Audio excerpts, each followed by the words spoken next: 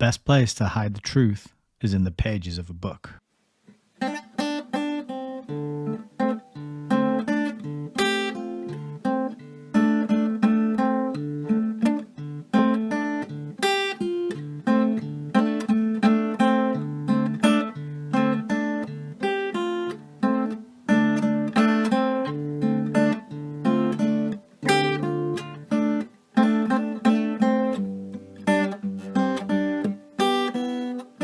Maybe we should just read.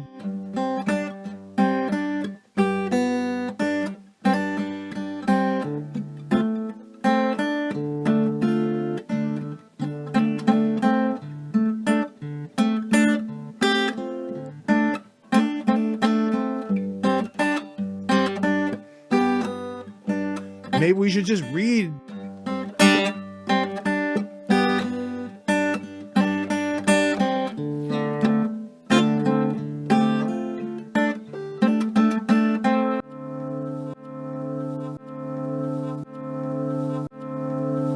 Welcome to Hayes Reviews.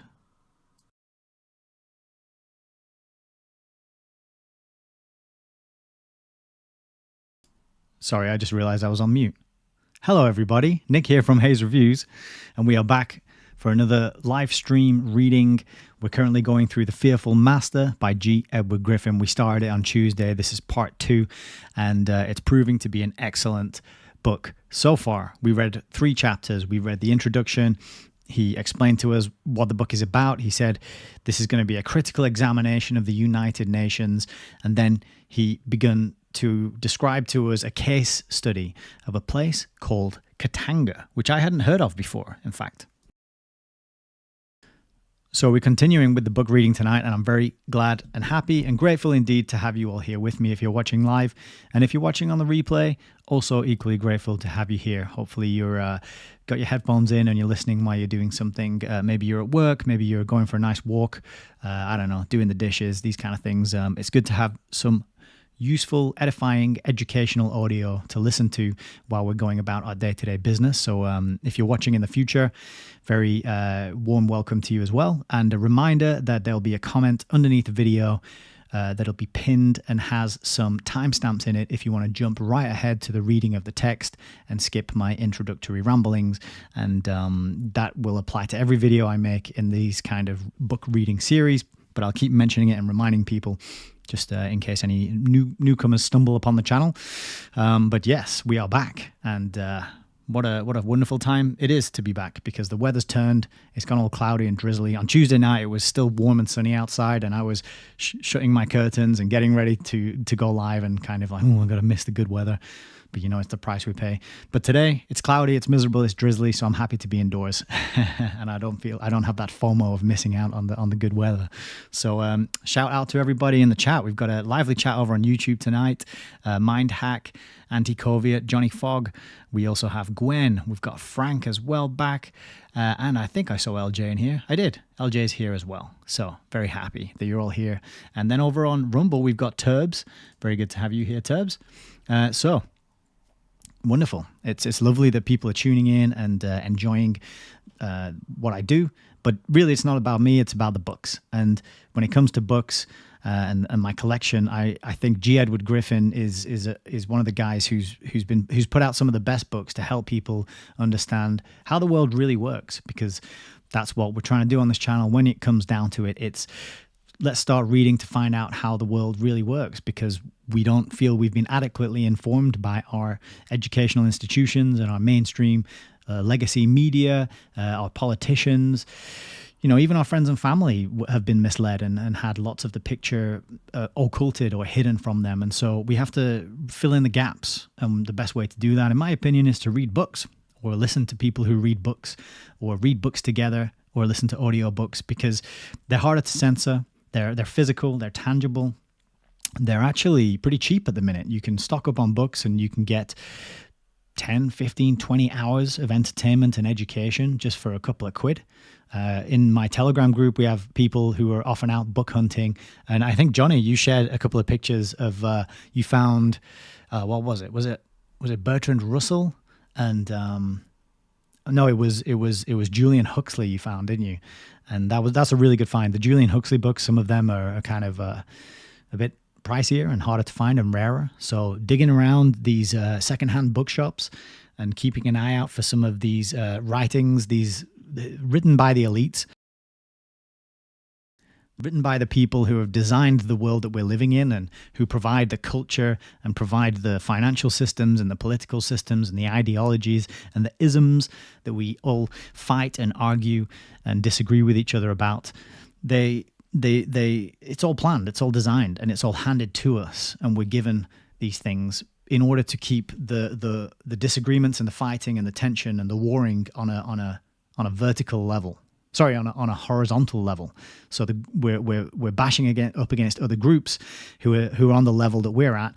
Meanwhile, this kind of elite or exclusive clique of very influential and powerful and wealthy people who are on much higher levels than we do than we exist on. You know, they're in many cases they are not restricted by the borders of nations. They're not restricted in the same way that we are. They get much more luxury and privilege in their life, and the way that they maintain that over millennia, generation after generation, is to keep the groups lower down fighting each other and arguing over things and prevent them from seeing that actually the problem is a vertical one.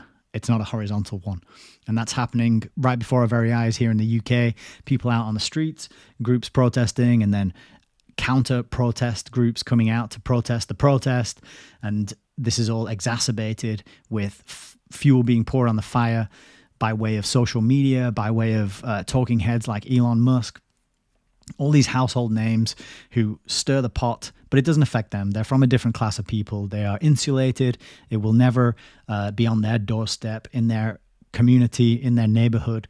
The places where the places that are being affected are not the places where the people orchestrating all these events live, right? And that's how they can do it, from afar, from high up in a tower or a castle or on an island somewhere or in some sort of gated community, insulated from it. And that is, unfortunately, the world that we live in. And so we try and learn about these machinations and these methodologies for dividing people and preventing people from cooperating and coming together and uniting in order to build a better outcome, because that's, when you boil it down, most people have more in common than they do differences. Okay, you want to eat, you want a nice bit of shelter, somewhere to sleep that's warm and safe and dry. You want some hobbies, some free time. You want a good outcome for your children. You want the opportunity to start a family, perhaps, live in relative peace and harmony, to travel, to find some meaningful work, to engage in some meaningful pursuit, maybe have a creative hobby, and live in a community, because we are communal beings, and that is constantly under attack and eroded in so many different ways, from so many different angles, that we have to learn about the ways that we are being attacked.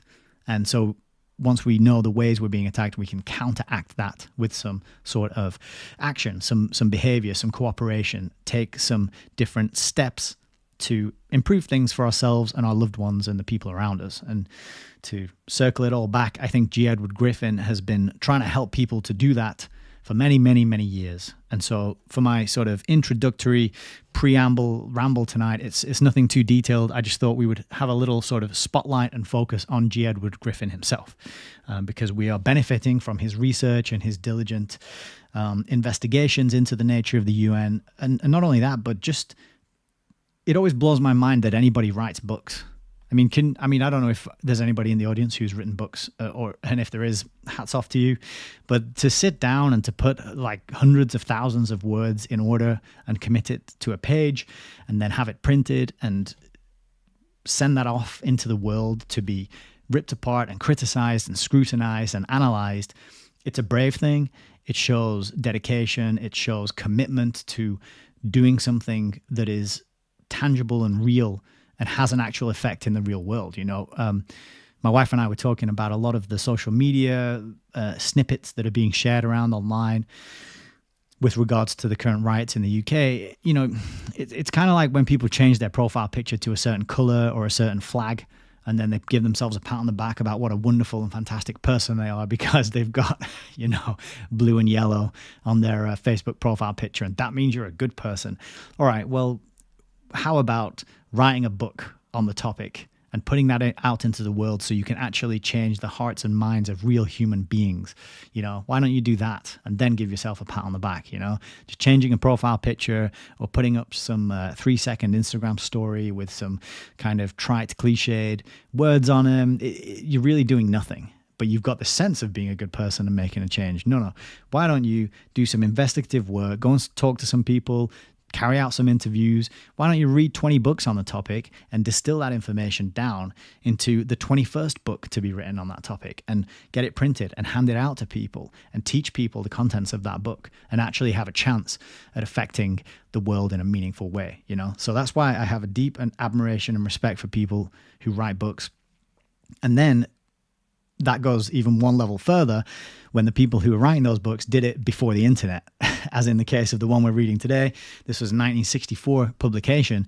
There was no internet. You couldn't go on Wikipedia and go, what the hell is the United Nations? You had to scour archives and records, and you had to talk to people and travel around, and fly around and build relationships. And you might have to lie to get your way into a certain office to have a chance at interviewing some key person. You might have to really think outside the box and do some actual real world moving and shaking to get that information, to put it down in that book, to get that printed, to send that out to people, to tell them about what's going on. So I don't think us in the internet age with computers and the access to information that we have, I don't think we can really quite understand the level of dedication and focus and determination that it would have taken 60, 70 years ago to go and get these kind of books written that are so well referenced, as we saw in the first few chapters that we read on Tuesday. It's a really well referenced book.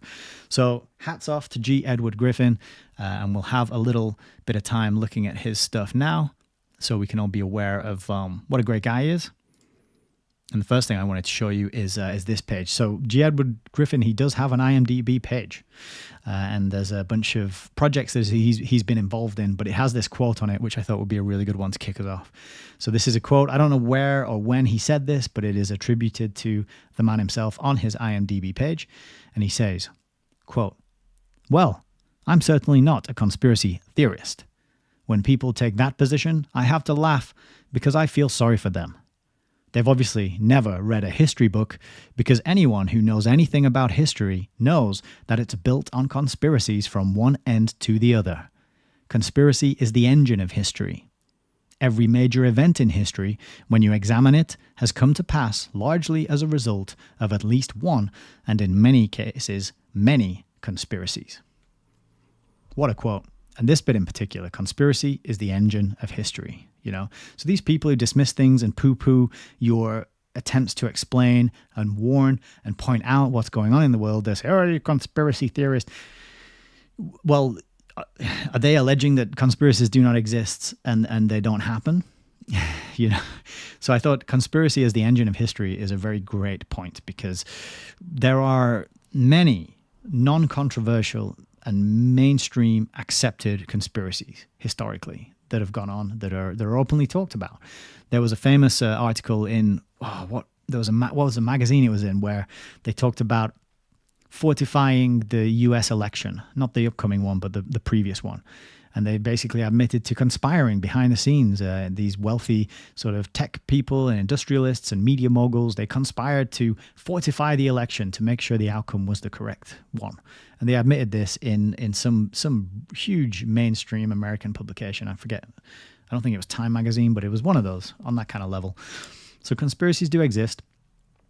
And if you study them, and if you study history, you will find many examples of them.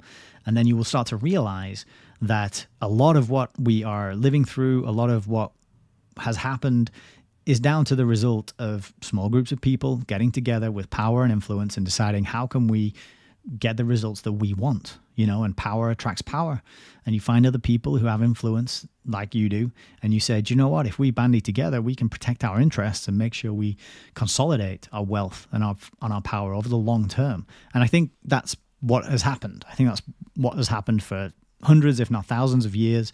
Small group of people kind of leveraging knowledge of human psychology against the masses in order to build the systems which benefit them. And then we're sort of just born into these systems, and we think, oh, it's natural to have fiat currency that is controlled by an unaccountable private organization and loaned out in a sort of usury type system based on debt with fractional reserve lending, all these silly policies that are bound to fail and have to lead to collapse, and we just think it's natural and normal, and that's the best that these people could come up with, and it's just the best. We're on the sort of we're on the bleeding edge of history, and we're just trying to figure things out. No. All these systems, I always say these systems are working perfectly. They're all working perfectly. The things that we are seeing happening around us now are the outcome of the outcome of a plan and a design with a purpose. And I think the more you study, the more you learn, and the more of these puzzle pieces that you put into place, that is the picture that emerges, at least for me and the learning that I've done over the last 4 years. That is the picture that I'm seeing with all the various bits of information that I've managed to gather. So that's kind of the conclusion I'm coming to. I'm happy to be corrected if other people have a different view, but G. Edward Griffin with an excellent quote there, which I think is very worthy for kicking off today's stream. So G. Edward Griffin, he has a number of websites, and they're all really old school and quite nice to those of us who may be my age or thereabouts, who remember the beginnings of the internet, maybe the beginnings of personal home computing with your sort of early versions of Windows. And when we first got online, a lot of the websites kind of had this sort of look, a bit janky, with harsh contrast on the texts, very little in the way of graphics. It's not snazzy. There's a sort of whole line of white pixels here, and as I move my mouse over it, it's also changing.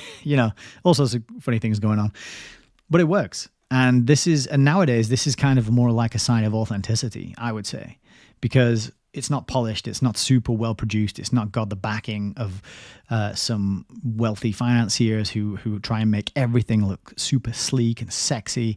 It looks like he made it himself, to be frank. But anyway, this is Ed Griffin's website, and it's got his links to the various projects that he runs.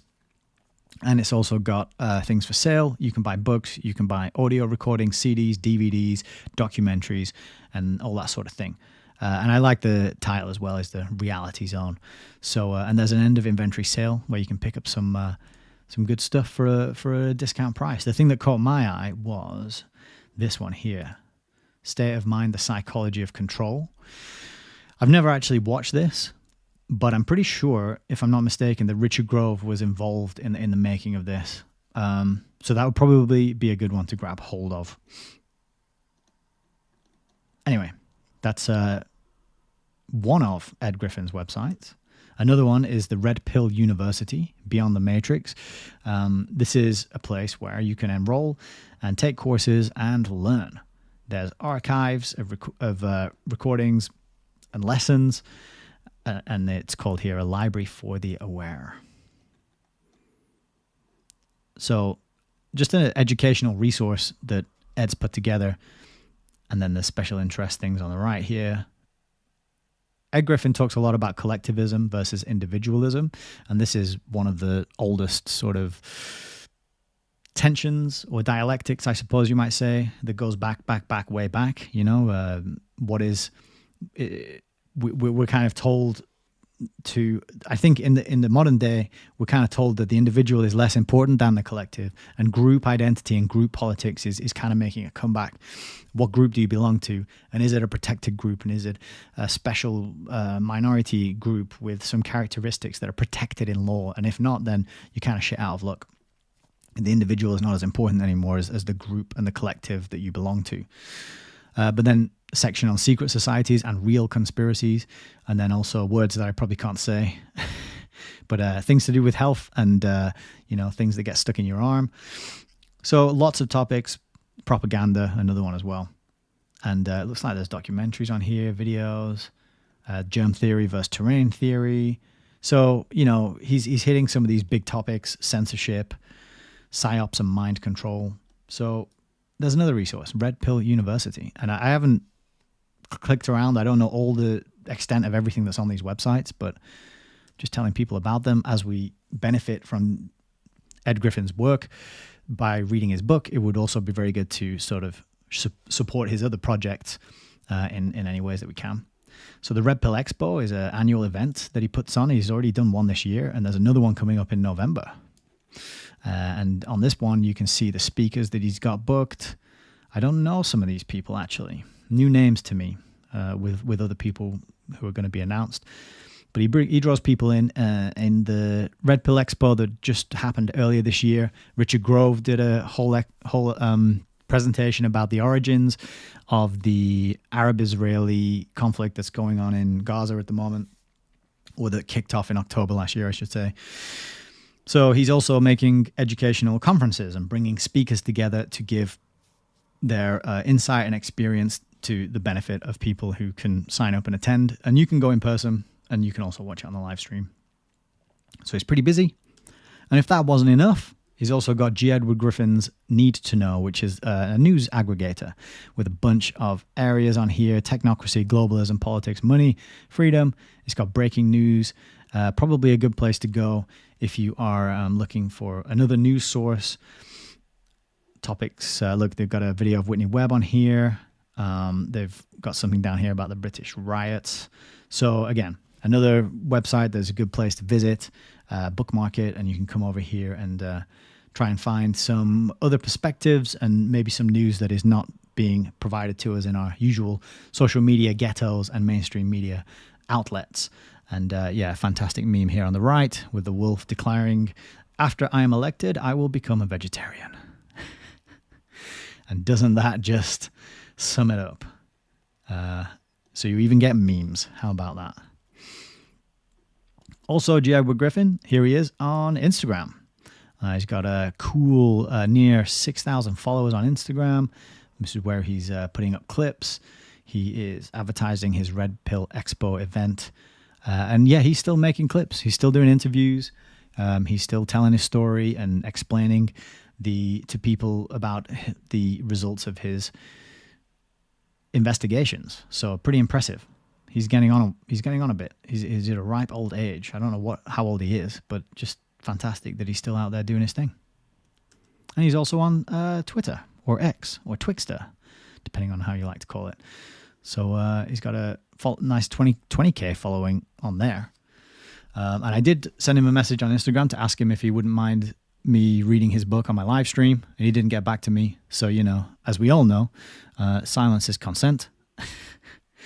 But of course, if Ed, if you're out there and you hear this, or anyone in your team is, and you don't want me to be reading this, and you know what I mean, copyright issues and all that kind of thing, please just shoot me a message. I will gladly cease and desist. I don't want to be stepping on any toes, but I think I would very much like to draw people's attention to your work, and I think we are all very much enjoying reading the book. So, yeah, give him a tag. Maybe let him know that I'm doing this. That would be pretty cool. So that is it. That's all I've got for the introductory part of the reading, part of the video, I should say. Sorry. Nice quote, though, I think. So yeah, Ed Griffin. He's out there. He's about there. He's 92. Antikovia has just told us in the chat, 92. Celine Lyon, I haven't seen you for a while. Welcome. Yeah, he's 92.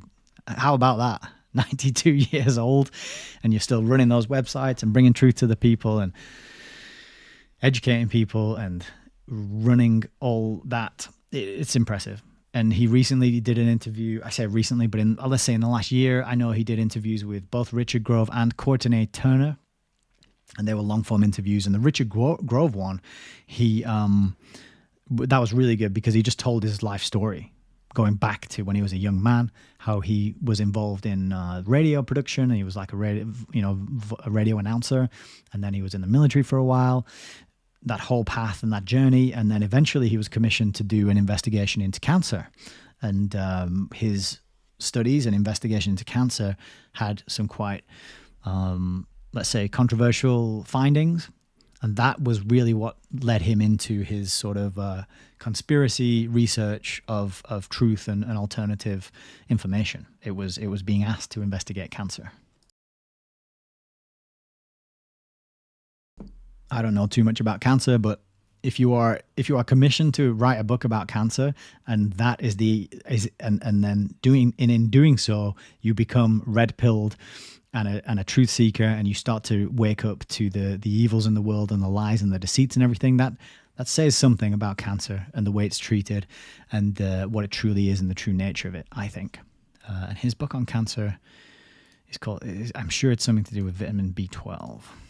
I might just look that up quickly. But yeah, 92 years old.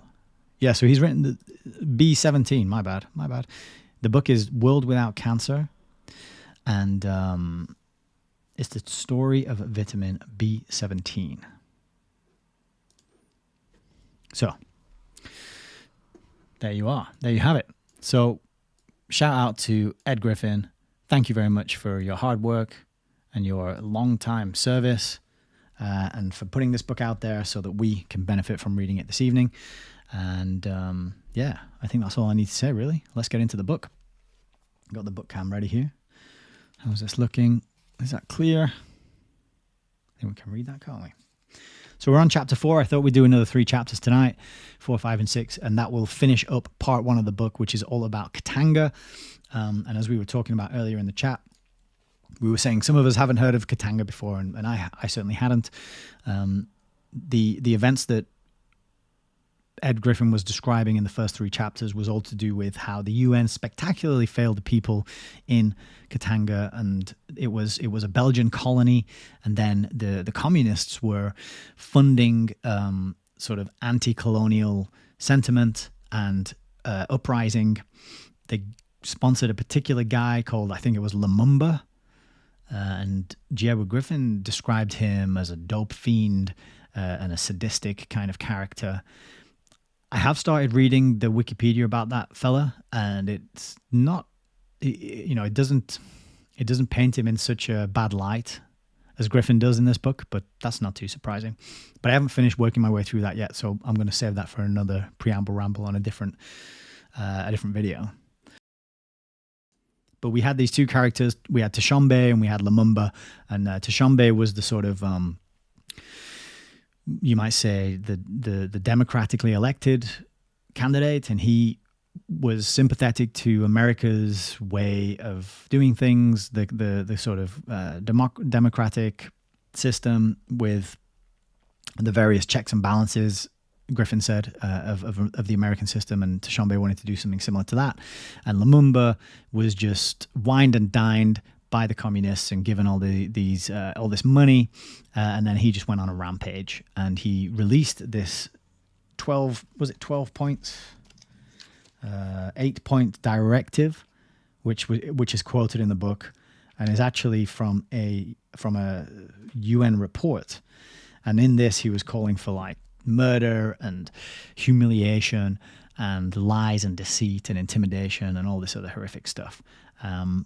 And despite this, the Lumumba character, backed by the communists and engaged in all this atrocious behavior, murder and everything, was treated like a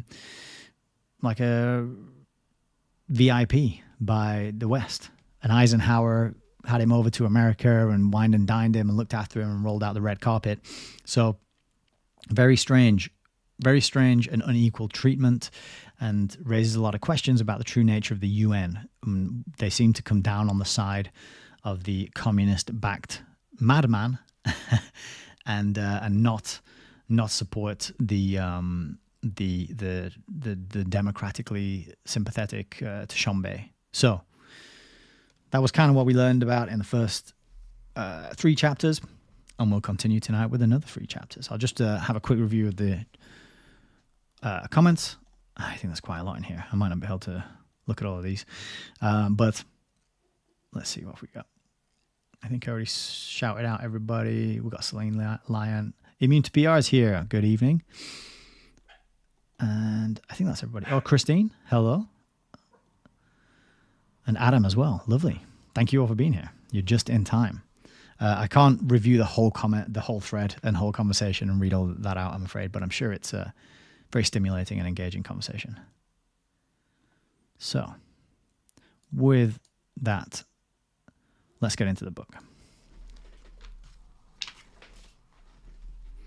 And apologies if you can hear my dog barking at any point. Hopefully she's not too loud. And Johnny says, hit the like. Yes, please. Like, share, comment, subscribe, all those good things. It all helps. We are definitely not getting helped by the algorithms on this channel. This is not the kind of information that gets pushed and encouraged and shared around by the tech overlords. But we wouldn't want it to be. We don't want artificial numbers. It's better to do it grassroots style and get the people who are interested. You know, not everyone has the long attention span necessary for a book reading like this. But those of us who do, I think we can benefit greatly from the opportunity to learn. And then my sort of longer term goal is to help people learn how to then, you know, read and digest and take in all this information and take in the long form stuff and package it and start to give it out to other people who don't have the appetite or the attention span, right? But that's a longer term project that I'll talk a little bit more about in the future. But for now, let's crack on with chapter 4, the moderates. We know only too well that UN forces would bring Lumumba's agents with them. And that was Godfrey Munongo on August the 4th, 1960. For many years, the United States has been financing and supporting the expansion of international communism around the world through measures which have been presented to the American people as ways of fighting communism. Foreign aid is probably the most obvious example. President after president has told us that we have to send billions to various communist and pro-communist countries in order to win them away from Soviet domination. We have shipped them military equipment, trained their officers in our military schools, sent them machine tools, built whole factories and power dams for them, and sold them subsidized wheat.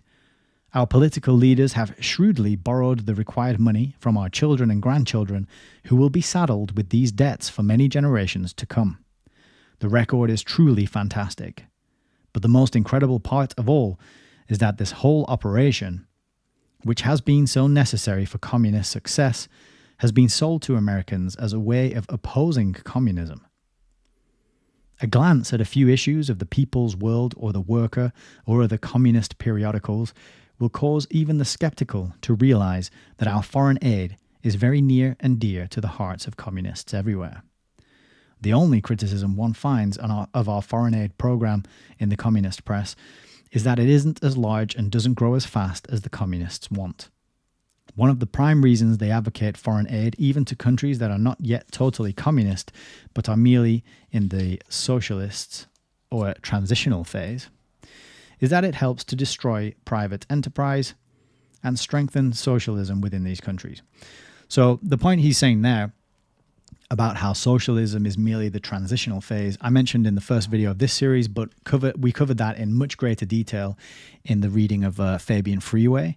So there's a playlist on the YouTube channel, and you can find that, the whole 16, I think, video playlist of the reading of Fabian Freeway, which explains how communism and socialism, by their very nature, are vehicles to international one world government. And that is not a secret. It's open, it's written in their books, and it's kind of you can understand it through a logical analysis of the policies and the things that they do, and just through the historical examples of when these systems have been rolled out and tried. That is what the end goal is. And that's explained really well in the Fabian Freeway book. So that corroborates Ed Griffin's point here that he's making. The money must never be allowed to be used to develop private industry. It must be used only for government projects. For instance, back in 1955, when the Communist Party of India formally announced its support of Nehru, the Communist Daily Worker carried a description of the event. Toward the end of the article, it quoted Ajoy Ghosh, General Secretary of the Communist Party in India, as saying, I put a full stop in there when I shouldn't have. Toward the end of the article, it quoted Ajoy Ghosh, General Secretary of the Communist Party in India, as saying, quote, "We want foreign aid coming at a governmental level, and not with a specific purpose. He further said, Indians should be, quote, free to use the aid for anything we want. That, however, is another story. It is mentioned here merely to point merely to point up a recognizable pattern that has developed over the past few years regarding certain United States State Department policies. This pattern is involved with convincing the voters that a particular policy of the State Department or the United Nations is in the best interests of the United States, when, in reality, it is just the opposite. There is no better illustration of this than the circumstances surrounding United Nations and Washington's support of the so-called moderate central government that emerged after Lumumba's death. To tell that part of the story, however, it is necessary to take a closer look at Antoine Gizenga. Gizenga was a minor personality in Congolese politics until he was invited to Prague, Czechoslovakia, for communist cadre training. When he returned, he became one of Lumumba's strongest supporters and worked closely with him to implement plans for the communist takeover of the whole Congo.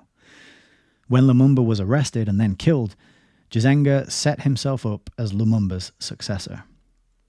He established a communist regime in the neighboring province of Oriental and gathered all of Lumumba's followers around him. The Soviet and Czechoslovakian diplomats and consular officials who were kicked out of Leopoldville by Colonel Mobutu popped up in the Gizenga stronghold of Stanleyville, where they quickly received official accreditation. The Soviets lost no time in announcing to the world that they now recognized Gizenga's regime as the, quote, only legitimate government in the Congo. With this background in mind, it may still come as a shock to some to recall that at this point the United Nations swung its full support and influence behind Gizenga and did everything it could to hamper Colonel Mobutu and President Kasavubu. This is doubly hard to justify because Mobutu and Kasavubu represented the central government, which had called in the United Nations in the first place.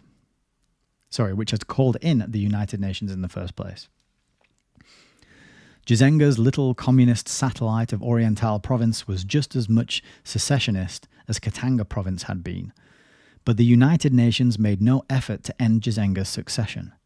It passed no angry resolutions in the Security Council. It initiated no massive troop movements. In fact, as has been pointed out, it used what few troops it did have in Oriental province to protect Gizenga and his followers.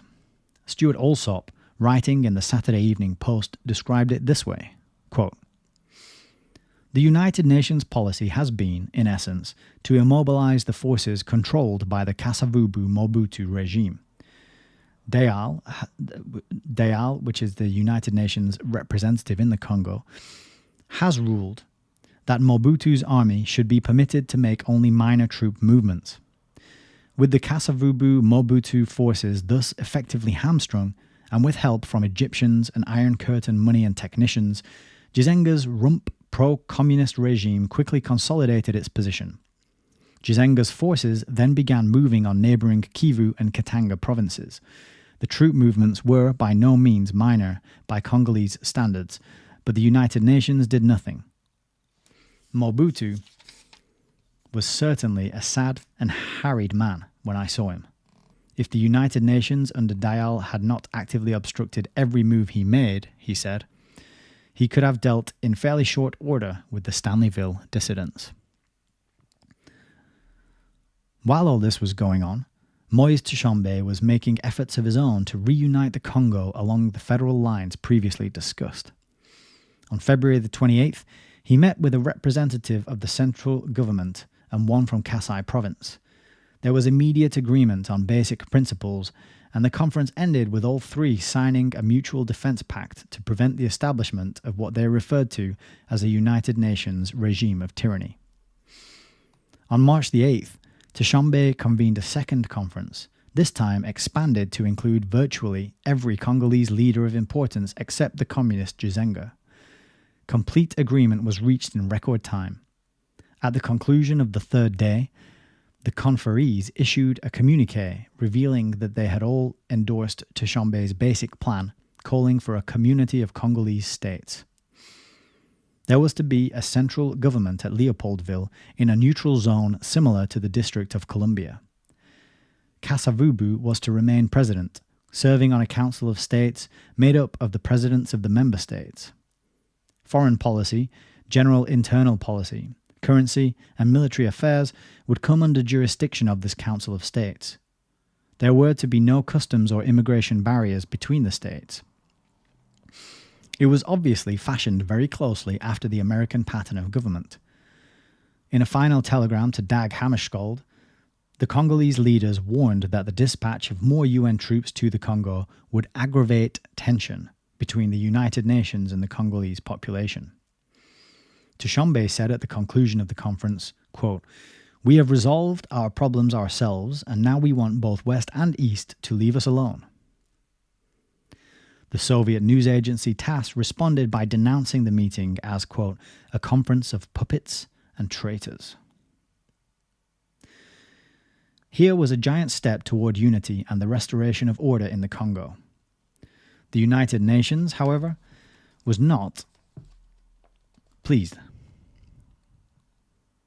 For one thing, it was upset over the form of the new union, maintaining that it was much too decentralized. For another, its man Jazenga was not at the conference. Consequently, the UN ignored the whole thing as though pretending the conference never took place. United Nations troops and armaments continued to roll into the Congo, most of them to Katanga, just as rapidly as US Air Force Globemasters could bring them. Congolese leaders began to see the handwriting on the wall. Few of them had the strength of conviction that Dushanbe possessed, and the weaker ones began to wonder if perhaps it might not be safer to go along with whatever the United Nations wanted. Finally, on April the 17th, 1961, the United Nations, in spite of its promise not to intervene in the internal affairs of the Congo, pressured Kasavubu into signing an agreement which directly repudiated the principles agreed upon by the Congolese leaders. Wow, that's incredible. That really is. The Congolese leaders all got together, they fixed their problems, they were learning to cooperate, learning to govern in a way and build up that system. And the UN just said, no, that's not happening, that's not what we want. We're going to ignore it, pretend it hasn't happened, and carry on with our plans. Just incredible. Dushanbe did not find this out until 6 days later, when he arrived at a third conference of Congolese leaders. The atmosphere had changed completely. Kasavubu and some of the others no longer spoke of a confederation of states. Their demands were now identical with those of the United Nations. Feeling completely betrayed, Dushanbe walked out of the conference and prepared to return to Katanga. Just as a side note as well, when I've been looking on Wikipedia, I looked up Dushanbe's page, and I looked up the other guy. I'm getting all these African names muddled up in my head. Patrice. I can remember his first name. Patrice. I think you know who I mean, though. Lumbulu? Mumbulu? I feel bad for getting it wrong. Yeah, I'm sure it'll come back in a minute. Basically, the guy who was supported by the communists. That guy's Wikipedia article is massive. It is so long and so detailed, and has all these references. And I was shocked. I started reading it, and I thought, I'm not actually going to be able to read all this. Lumumba, that's it, Patrice Lumumba. I thought, I'm not going to be able to get through all this by the time the live stream starts. And then you go over to Dushanbe's page, and it's about a quarter or maybe less in terms of length and detail and explanation and what's written on there. So you can definitely tell where Wikipedia's sympathies lie and whose story they want to tell and amplify and give in greater detail. And that angle of him as a martyr, Lumumba as a kind of martyr who was fighting for African independence and fighting against colonialism, that is definitely the angle that they're taking on the Wikipedia article. But I'm going to read them more closely and pick out some nuggets, and we'll cover that in a future preamble ramble. Oh, Jam Hashwish, good to see you back on Rumble. Good evening. Hope you're doing well. And Jam Hashwish says they've been enjoying Fabian Freeway. So there you go. There's an endorsement of the Fabian Freeway reading. And even if you don't want to listen to me, prattle on reading it, try and grab a copy of it, because it's really a worthwhile book to have. I think. I don't know if I don't know of any other books that deal with the same topic. Although she references a lot in there, she mainly references the writings of the Fabians themselves. So she's kind of reading their own publications and then compiling it and sort of analyzing it and telling the truth of their intentions and the things that they actually did and the methods they used to have this long-term gradualist bringing this long-term gradualist transformation of the capitalist system into communism by way of socialism. So anyway,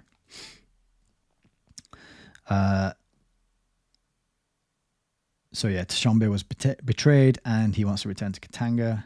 And then as he arrived at the airport, however, he was arrested without any pretense of legality and thrown into prison. A few days later, Tshombe was formally charged on 4 counts of high treason, 2 of which were punishable by death. Tshombe was kept in prison for 2 months. At no time was he allowed to see his attorney. He apparently was not subjected to physical torture, but he was nevertheless kept in solitary confinement. So that's mental torture, that's psychological torture, and it is one of the most terrible things we can do to another human being is solitary confinement.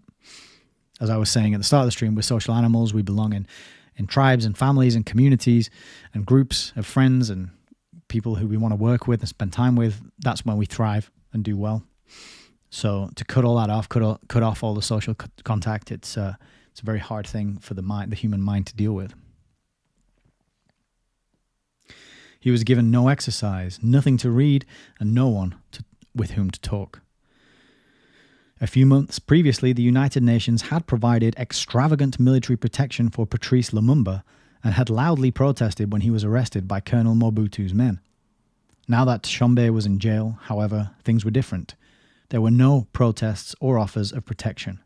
In fact, the world's self-proclaimed champions of justice and human rights remained largely silent.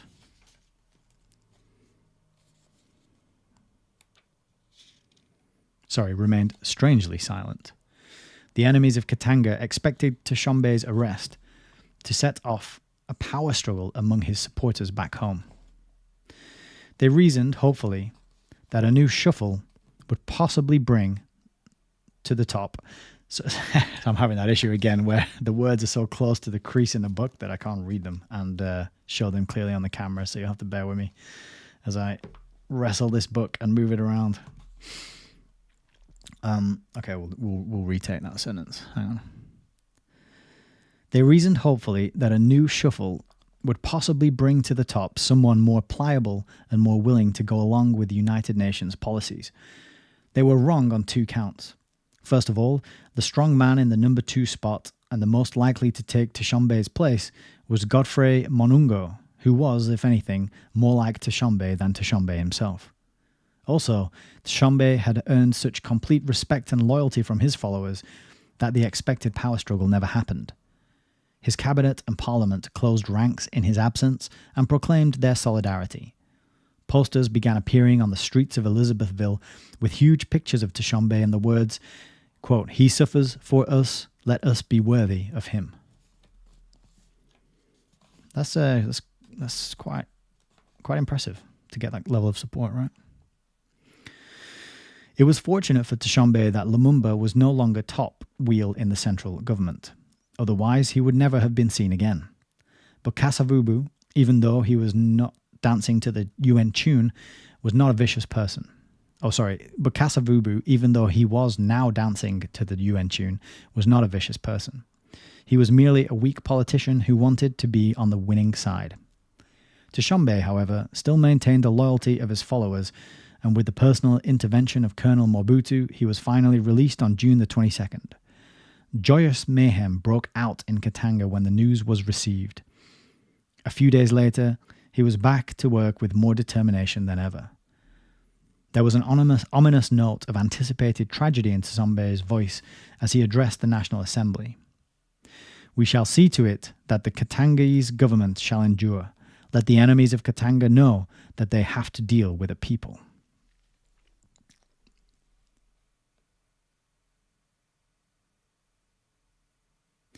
Okay.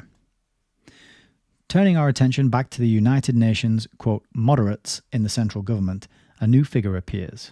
He is Cyril Adjula, former associate and supporter of Patrice Lumumba.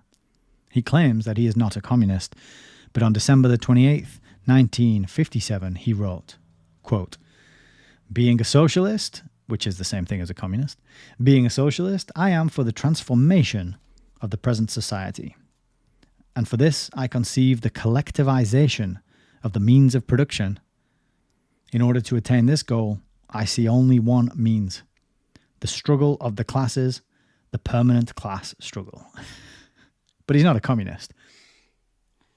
The footnote for that is, I guess, a book called Présence Africaine, and that's as quoted by Michel, I can't even read that, Sturzer, World Government and International Assassination. Yeah, okay.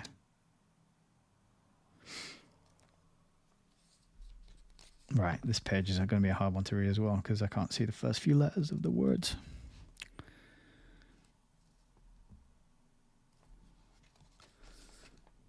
I might just have to read this bit without using the book cam. All right, give me a sec. Since the communists advocate exactly the same thing, and since they also frequently refer to themselves as socialists instead of communists, the distinction is not particularly reassuring. But what a man does is far more important than whether or not he may have been formally issued a membership card. If he does the work of the communists, even unknowingly, he is just as dangerous as the most devoted and disciplined party member. On August the 2nd, 1961, the Congolese parliament approved Cyril Adjula as the new premier. One of his first official acts was to invite all the Russian and Czech diplomats to return their communist embassies to Leopoldville, which they did. Next, it was announced that Antoine Gizenga, leader of the communist faction, in Stanleyville, had been appointed to the number 2 spot of vice premier. It is not clear just how much Adjula had to do with this appointment, since Mr. Stuart Linner, United Nations representative in Leopoldville, has publicly claimed personal credit for persuading Gizenga to accept the position. Nevertheless, on August the 16th, Adjula visited Gizenga in Stanleyville to work out plans for their new government. A few days later, after they both spoke publicly and embraced each other for news photographers, a few days later, they both spoke publicly and embraced each other for news photographers. Gizenga announced that he was dissolving his provisional government in favor of the new coalition and added, "The government will have to follow the Lumumba line." Soon afterward, Moscow radio announced that the Adjula regime would put into operation, quote, "all decisions previously made by Lumumba's government." The position of Minister of the Interior, which includes complete control of the police, was filled by another Prague-trained communist, Christophe Gbenye. Gbenye had previously served under Gizenga and was the man who was directly responsible for instigating the murder, rape, and terrorization of European presidents in Oriental province. Counting heavily on the UN to bring Katanga's succession to an end, the central government appointed these names. Egide Bochely Davidson. Okay, so Egide Bochely Davidson as the chief administrator of Katanga province. Bochely Davidson was not only a communist, but a member of the Soviet secret police. Huh. As the Newark Star Ledger explained on September the 24th, 1961, quote, the Reds may have made a deal by which a communist would succeed to Tshombe as boss of Katanga. The central government of the Congo Republic recently named Egide Bochely Davidson, a Moscow-trained agent, as chief administrator of Katanga province. He was supposed to take over the provincial government with the support of United Nations troops. Bochely Davidson can consolidate his position in Katanga. The Reds will be one step closer to victory in the Congo with the what is that?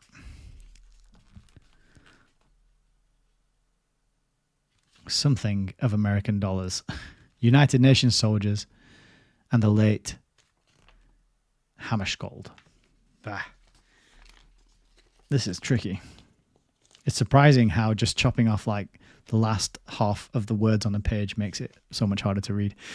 The Moscow Times gloated, quote, on August the 2nd, a new government was formed in the Congress, on August the 2nd, a new government was formed in the Congo composed of 27 ministers and 17 state secretaries. Cyril Adula was appointed prime minister. According to the Stanleyville newspaper Uhuru, the members of political parties of the National Bloc, which was headed by Patrice Lumumba, have 23 seats in the government, or an absolute majority. The composition of this new cabinet proves that adventurous efforts to liquidate the government of Lumumba completely failed. The decision of the parliament commits the new government to carry out all decisions made earlier by the Lumumba government. When addressing the General Assembly of the United Nations, Adula was careful to let everyone know exactly where he stood. He referred to the late Lumumba as his national hero and to Gizenga as his good friend. This was the government that high officials in the UN and Washington were piously describing as moderate. The same State Department that refused to allow Tshombe to visit the United States and even went as far as to cancel the visa of the head of the Katanga Information Service in this country, rolled out the red carpet for Adula. The following statement by G. Menon Williams, State Department spokesman for African Affairs, is typical of the kind of black is white pronouncements that became all too common from State Department officials. Quote, a moderate parliamentary central government under Prime Minister Cyril Adula has been formed, and it is operating effectively and supported broadly everywhere except in Katanga. The pretensions of the opposite Oriental province government have been ended, and Gizenga has been effectively neutralized. The communists have been barred from continuing their direct support of left-wing elements in the Congo. If present means do not succeed, the Adula government may be replaced by a radical one, or, as an alternative, the Adula government may be obliged to seek help from others than those now helping them. This would mean, in all likelihood, help from more radical sources. The net result would be to discredit the UN and the US and open the possibility of chaos in the Congo, chaos which would invite communist intervention in the heart of Africa. This alternative the world cannot contemplate with equanimity.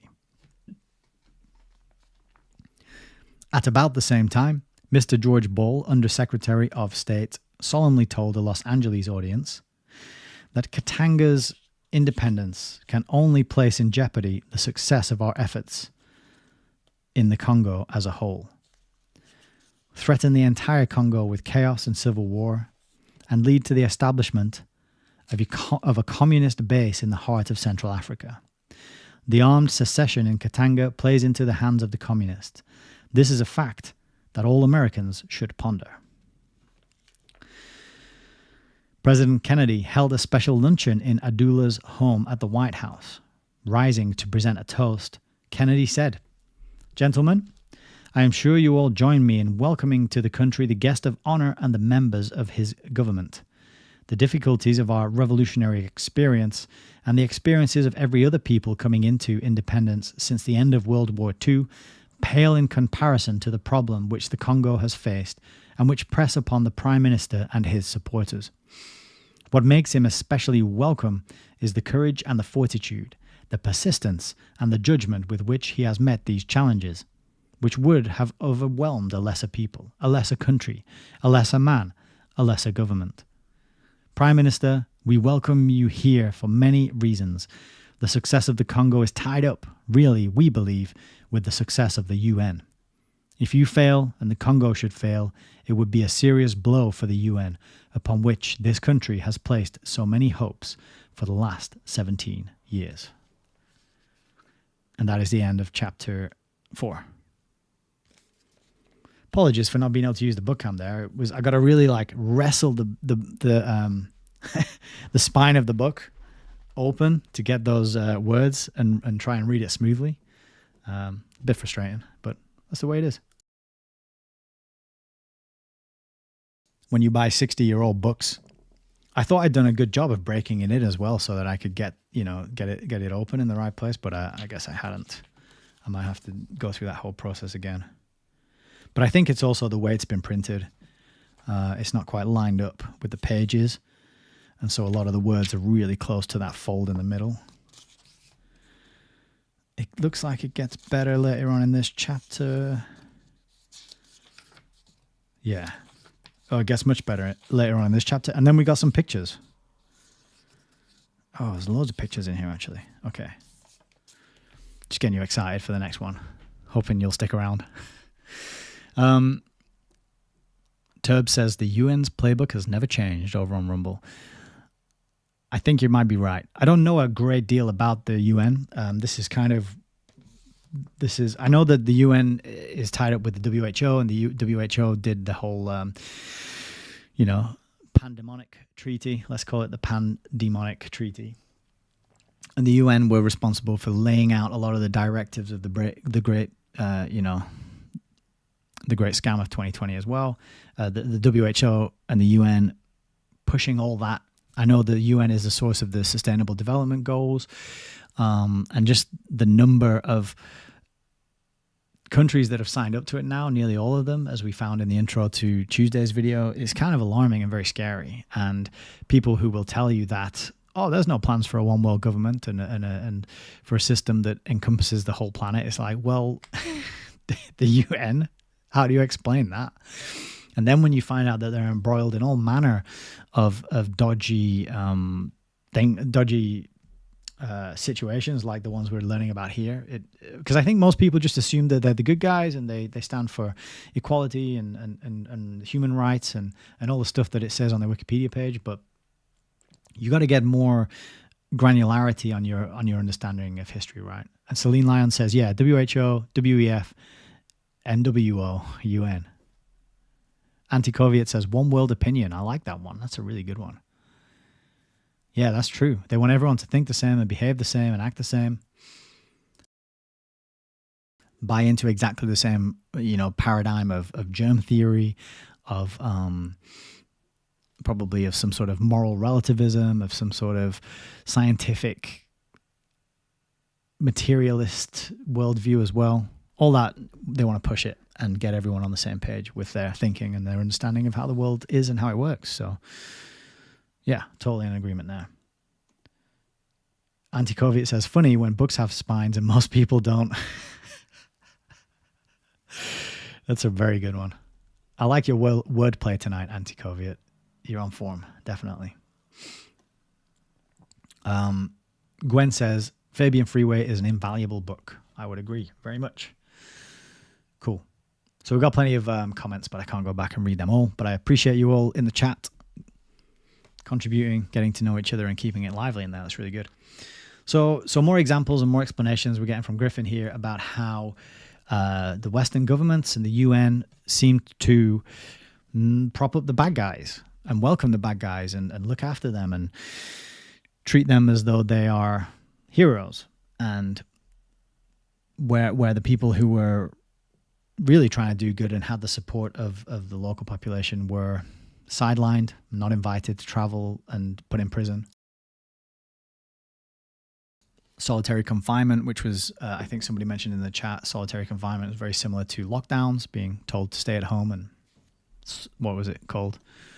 Social isolation. You know, these like contradictory terms, double think. I need to socially isolate. It wasn't that. That doesn't sound right, but you know what I'm saying. Social distance, that was it. You got a social distance. You have to be at a distance socially. You know, it kind of sounds like it makes sense, but at the same time it doesn't. Like a lot of this double think and policing of what people think and how people think by controlling the language and the words that they use, you know, that we use by bombarding it with us every night. But that's only if you watch television. You could always turn the television off and ignore it. That is an option.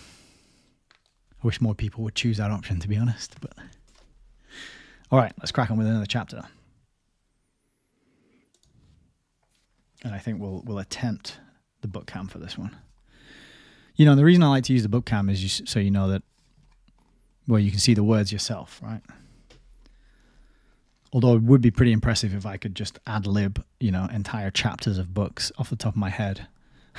But it's all about getting it on the record and letting you see that the arguments and the evidence and the explanations and the narratives that are kind of hidden in books. So we'll try and get this one on the camera. Okay. Chapter 5, In the Last Resort. His speech was softer than butter, yet war was in his heart. His words were softer than oil, yet they were drawn swords. That's from Psalm 55:21. While the world mourned the death of Lumumba, the United Nations expressed its own anger and concern by passing a resolution on February the 21st, 1961, which said, quote, "The Security Council, having learned with deep regret the announcement of the killing of the Congolese leader, Mr. Patrice Lumumba, urges that measures be taken for the immediate withdrawal and evacuation from the Congo of all Belgian and other foreign military and paramilitary personnel and political advisors not under United Nations command." This was obviously aimed at Katanga, since that was the only province in the whole Congo with appreciable numbers of European military officers. There are several interesting and revealing aspects to that resolution. First, there was the honourable mention of Lumumba, whose demise was the occasion of deep regret for the Security Council. Secondly, there was the outright intrusion of the UN into internal affairs of Katanga on the bold-faced assertion that it had a right to tell Katanga what it could or could not do. Nothing in the United Nations Charter gives the UN authority to dictate to a country who may or may not be employed by that country in its own army. This is clearly an internal affair of the Congo, yet paradoxically the same resolution reaffirmed that the United Nations force in the Congo will not be a party to or in any way intervene in or be used to influence the outcome of any internal conflict, constitution, or otherwise. It went even further and acknowledged that the solution of the problem of the Congo lies in the hands of the Congolese people themselves without any interference from outside. In the light of subsequent United Nations interventions in the Congo, one can only be astounded at the extent of hypocrisy displayed by UN officials. But hidden away in the language of bureaucraties is an indication of the UN's true and not so honourable intentions toward the Congo. In the very same resolution, the UN authorized itself to employ, quote, "the use of force, if necessary, in the last resort." There it was, the first glimpse, the clear and unmistakable outline of the mailed fist beneath the velvet glove. promising not to interfere in Katanga and at the very same time authorizing the use of force to interfere is the kind of double talk that politicians through the ages have used to make their grab for unlimited power appear to be legal and proper. There you are, double talk, exactly what we were just saying. These pronouncements do not happen accidentally, nor are they the result of ignorance and incompetence. Yeah, that's a great point. Sometimes you'll hear people say, oh, these politicians are just a bunch of idiots. They don't know what they're doing, and they're morons. And that's what they want you to think. Sounds like a cliche, but it is. They're happy to go up on stage with their stupid haircuts and mumble their way through something and say, and they'd rather that they looked incompetent than what they actually are, which is criminal psychopaths who are bought and paid for and do the bidding of their masters, who you don't know and you don't know the names of, and who are unaccountable and who are operating and existing beyond the realm of, democratic voting and the influence that we have as participants in liberal democracies. They'd rather you just thought they were a bunch of bumbling idiots who are moronic and make lots of mistakes, when in actual fact it's a plan and they're doing exactly what they're told because they take their orders from someone else. That's my opinion, but I think it's the best explanation. They are the mark of They are the mark of corrupt political skill. There you are. The product of unlimited cynicism, tempered by years of experience. The men who have mastered this skill are proud of their accomplishment and are quick to admire it in others. Conor O'Brien was such a man. Expressing his unqualified approval of the United Nations resolution, he wrote, "The contradictions and equivocations in that mandate allowed them a good deal of leeway, and this, as I have mentioned, Hammarskjöld was adept at using. Sometimes, as I heard, some feat of interpretation, some especially refined harmonization of S/4426 paragraph 4 with A/Res 1474 paragraph 2, and noted how neatly it fitted the political needs of the moment. I was reminded of an excellent formula invented by a Central American chairman of the First Committee when he found it desirable to stretch the rules a little for the benefit of Mr. Cabot Lodge. Quote, under the rule, he said, it would seem that the delegate is not permitted to speak at this stage. I shall, however, interpret the rule in the spirit of the principles of philosophical jurisprudence. I give the floor to the representative of the United States. The men round the table on the 38th floor, the Congo Club, were often inspired by the spirit of philosophical jurisprudence, and indeed the Congo operation, if it were to be carried on at all, demanded such a spirit. At 4 o'clock in the morning, on August the 28th, while Elizabethville slept in peace, the United Nations, exercising its philosophical jurisprudence, launched a surprise attack on the city. In the early hours of morning darkness, it took over all communications centers, put a blockade around the foreign minister's residence, surrounded the barracks of the Katangese army, and arrested over 400 European officers and non-coms. Simultaneously, it began arresting and expelling from the country hundreds of other European residents who were suspected of being technicians or advisors.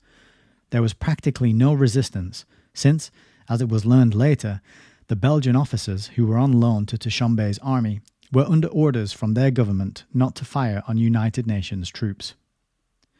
In one fell swoop, Katanga's army was decapitated of its professional leadership.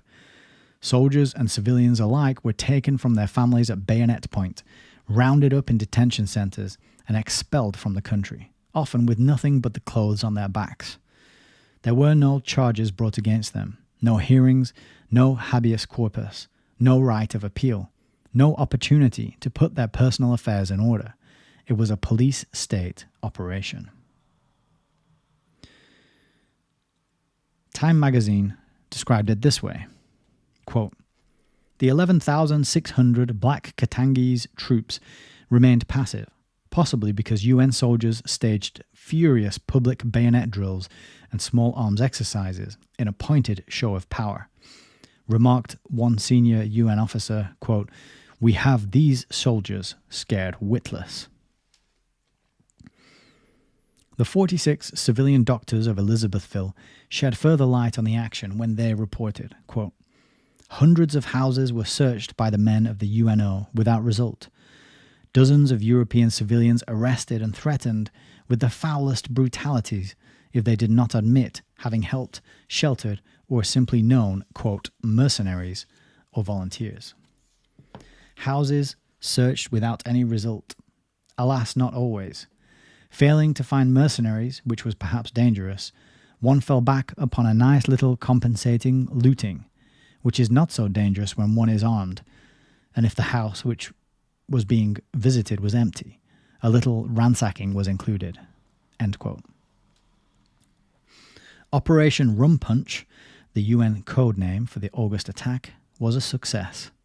Only a handful of European officers remained in the Katangese army.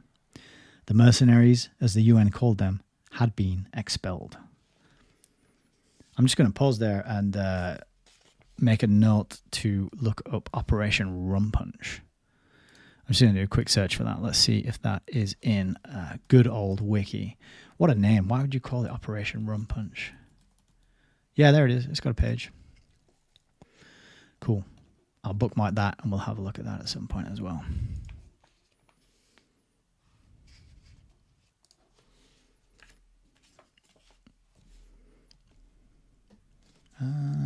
Okay, here we are. Is that light enough? Is that a bit better? All right. Continuing. As we have seen, the UN, in the beginning at least, justified its action against Katanga on the claim that it had to remove Dushanbe's mercenaries. Aside from the fact that the composition of the Katangese army is not the concern of the UN, United Nations troops themselves were mercenaries of the first order. Irish, Swedish, Italian, Ethiopian and Gurkha troops were fighting as hired agents of the UN. If the mercenary issue was a real one, why did not the United Nations insist that the Ghanaian communist Kwame Nkrumah get rid of the British officers in his army? What would one call the American officers serving in Laos? The truth of the matter is that the whole mercenary issue was nothing but an excuse for the United Nations to initiate military action against Katanga with the ultimate objective of bringing it under the control of the communist-dominated central government. By removing the professional leadership from Katanga's army, the UN not only reduced the chances of effective military opposition to its own future plans, but also greatly enhanced the return of civil disorder and chaos to Katanga province, the very thing that it professed to be there to prevent.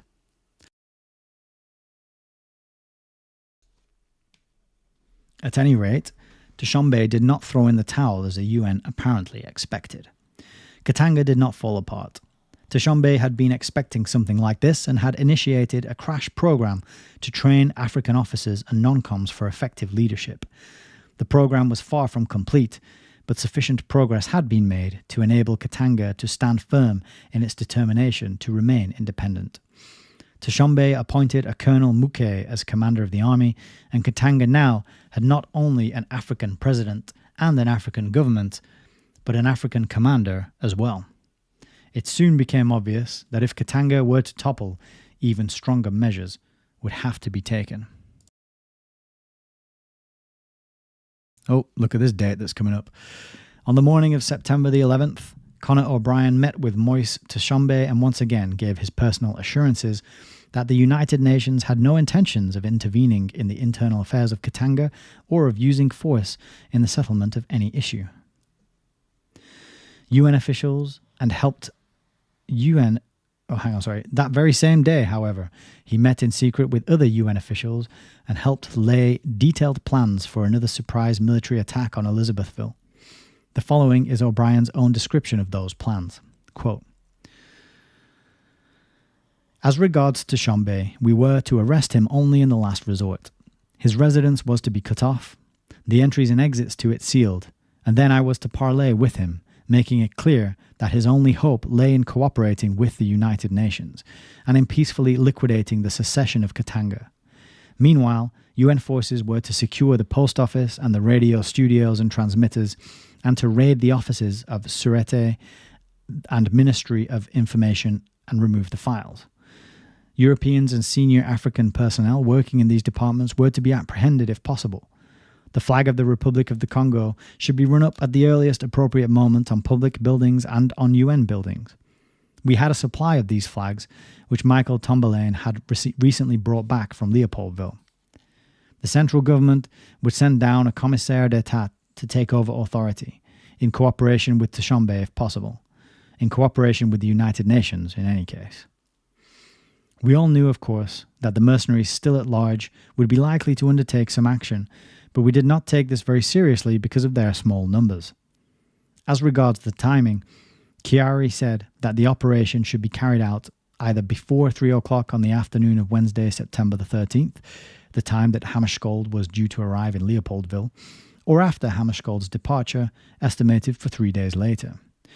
Hammarskjöld had given authority for these operations, but it would be embarrassing for him if fighting were actually going on in Katanga while he was in Leopoldville.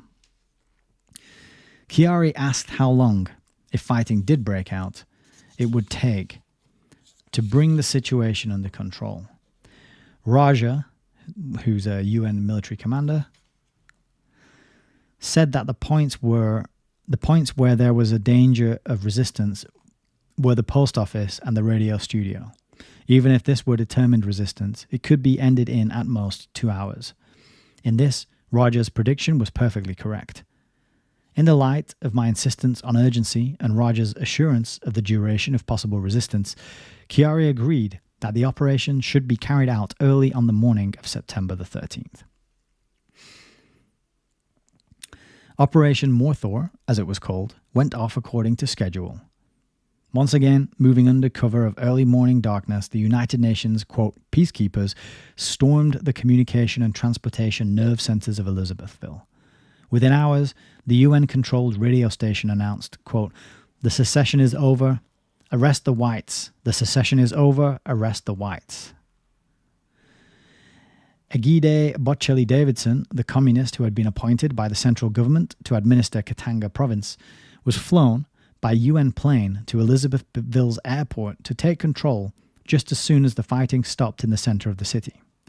Dag Hammarskjöld had said previously, quote, "United Nations facilities cannot be used, for example, to transport civilian or military representatives under the authority of the central government to Katanga against the decision of the Katanga provincial government."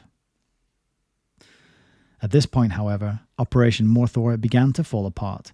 Katangese troops launched a counterattack on all fronts as full-scale fighting spread to practically every sector of the city. Control of the radio station moved back and forth between forces as one of the obviously important military objectives. Bocelli-Davidson impatiently paced up and down at the airport as the distant sound of machine gun chatter and mortar explosions grew louder by the minute. This time, Katanga was fighting back.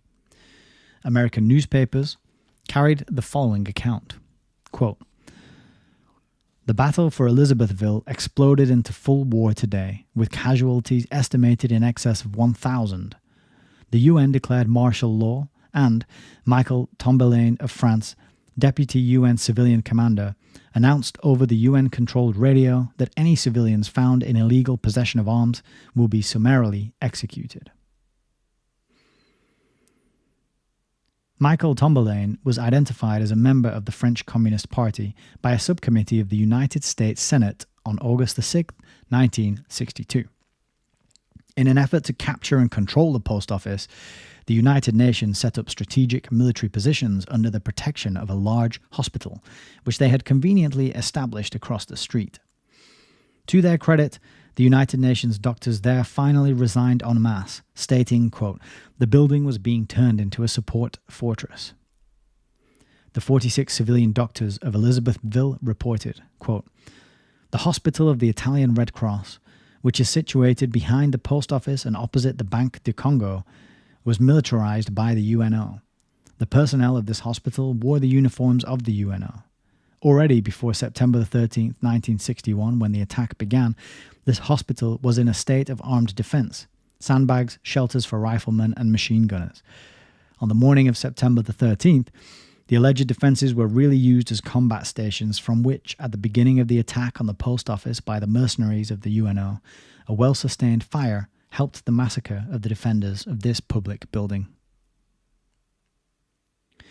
UPI correspondent Ray Maloney drove 100 miles to Bancroft in Northern Rhodesia, in Northern Ireland. I don't know why I wanted to say Northern Ireland there. In Northern Rhodesia to file the following eyewitness account. Quote, I watched the counterattack from inside the UN Red Cross hospital, which had machine guns set up along the terrace. United Nations troops were firing from the hospital in the shadow of a giant Red Cross flag. I also saw UN troops fire on a Katangese ambulance as it tried to reach the twitching bodies of unarmed Katangese police, who were ripped to pieces by UN machine gun bullets after the ceasefire sounded. Frustrated in its anticipation of an easy victory, the United Nations began to turn Operation Morthor into Operation Terror. Blue-helmeted soldiers, displaying the UN emblem of peace, fired wantonly at civilians, ambulances, automobiles, anything that moved. A Roman Catholic priest was murdered on his way to collect the Holy Sacrament from St. Paul's Convent. The charred remains of his body were later found in the burned shell of his automobile, which had been hit by a bazooka shot from a United Nations armoured car. An ambulance man, dressed in white and wearing a Red Cross armband, was machine-gunned while stepping out of his ambulance to help the wounded. His leg had to be amputated to save his life. A housewife was murdered while riding with her husband down a peaceful street to buy groceries. These and literally hundreds of similar cases have been carefully documented. There are always unfortunate killings of innocent civilians as the accidental byproduct of any war, but the consistent pattern of such atrocities in Katanga clearly reveals that they could only have been the result of deliberate design. Beginning on September the 18th and continuing several times daily, UN convoys travelling along the Boulevard Rhine, Elizabeth and Avenue, Stanley, fired machine guns at virtually every home they passed. The one dwelling that received the most punishment of all was the home of a Dr. and Mrs. Sezels, Hungarian refugees who fled from similar treatment at the hands of the communists in 1948. His home was clearly identified by an enormous Red Cross flag. Several ambulances were usually parked in front. For days on end, UN troops machine-gunned this house twice a day, as convoys were deployed in the morning and when they returned in the late afternoon. On one occasion, hand grenades were thrown in the windows. Mrs. Sezels, who had sought shelter in the corridor, was badly wounded by the explosions. Dr. Sezels counted 355 bullet holes in the walls of his home. All the windows were broken, the furniture smashed to pieces, the whole house reduced to shambles. Dr. Sezels emigrated to Katanga at the age of 50, established a medical practice, and started life anew. 10 years later, at the age of 60, he is once again deprived of his home, thanks to the organization that was supposedly created, quote, to save succeeding generations from the scourge of war. At the height of the UN attack on Elizabethville, Mr. Georges Olivier, the Swiss International Red Cross representative there, cabled an appeal to his Geneva office to persuade the United Nations to stop firing on Red Cross vehicles. A few days later, he disappeared while on a mercy mission to UN headquarters. It was not until 11 days afterward that his wrecked ambulance was found. It had been hit with bazooka rockets and machine-gunned by United Nations troops. In an attempt to conceal the crime, the UN soldiers had hurriedly buried Mr. Olivier and his two companions in a shallow grave next to the road. The United Nations issued two contradictory explanations of what happened. The first one charged that European mercenaries of the Katangese army had kidnapped Olivier. Later, when the evidence was disclosed, it admitted that the vehicle had been struck by UN fire, but claimed that it was an accident caused by Olivet's driving into crossfire. When the Red Cross asked for an official investigation into this matter, the United Nations, which had launched an extensive investigation of Lumumba's death, denied the request on the basis that it did not have, quote, adequate legal or technical resources. The Roman Catholic Bishop of Elizabethville accused the United Nations of, quote, sacrilegious profanities and revealed that their troops had deliberately destroyed and looted churches and had wantonly murdered innocent civilians. More than 90% of the buildings bombed by UN aircraft were strictly civilian structures with no possible military value. 90%. As briefly described in the opening passages of this book, the operation rapidly assumed the aspect of full-scale war. With all utilities cut and no refrigeration, civilians rushed about frantically trying to find something to eat and drink. A light rain brought thankful Katangans to every rain spout to collect the life-saving drinking water. The stench of rotting food hung over the city and mingled with the smell of death. The communist press around the world was jubilant. Even in Rome, the social democratic La Giustizia said that the UN had succeeded, quote, in bringing back peace. And the communist newspaper L'Unità called Operation Morthor, quote, a hard defeat for the colonialists and their agents. Miraculously, Katanga held the UN at bay. News correspondent Peter Younghusband gave the following eyewitness report in an article datelined Elizabethville, September the 15th, 1961. Quote, Katanga Province President Tshombe said yesterday that he and his people will fight to the last drop of blood to keep Katanga independent. I spoke to Tshombe in a small villa situated in the grounds of his official residence. Mortar shell explosions and machine gun fire could be heard throughout the city. I was astonished when a Belgian settler told me that Tshombe was not in hiding as reported Tuesday, but was still in his residence, and offered to take me there. I went and found the residence heavily defended by troops with machine guns in the gardens and armoured cars in the road outside. The president, haggard and eyes bloodshot from lack of sleep, said, quote, Did you think I would run away when my soldiers are fighting and dying for their country? We will fight to the bitter end, and if necessary, the last battle will be here in my home, and I will be part of it. President Tshombe said he was prepared to negotiate with the UN for a ceasefire if they would withdraw from the center of the city and refrain from attacking his troops and leave him to settle his affairs with the Central Congo government in his own time. They have lied to me and have murdered my people, he said. I appeal to the free world, to Britain, to France, to America, to all nations who treasure the principles of freedom and the right of a people to self-determination to bring this terrible thing to an end. Elizabethville is a terror town of shattered buildings and deserted streets where bullets whine and ricochet. Belgian settlers who armed themselves to the teeth and joined the Katanga army in the fight for Katanga's freedom include former war veterans and police officers. Other civilians organized food and water supplies to troops. All Elizabethville's hospitals are filled with wounded. I visited the Katanga radio station, which is now nothing more than a blackened shell of a building, doorless and windowless, and boots all lying in a jumbled mess. Outside, I counted 13 corpses still lying in the grass nearby, all Katanga police and all inexplicably shot in the back. UN troops yesterday again fired on a Katanga army ambulance displaying red crosses, seriously wounding the African driver and 2 white nurses. End quote.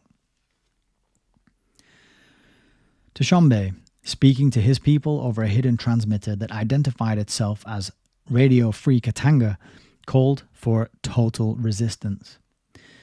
Quote, a fight to the last round of ammunition.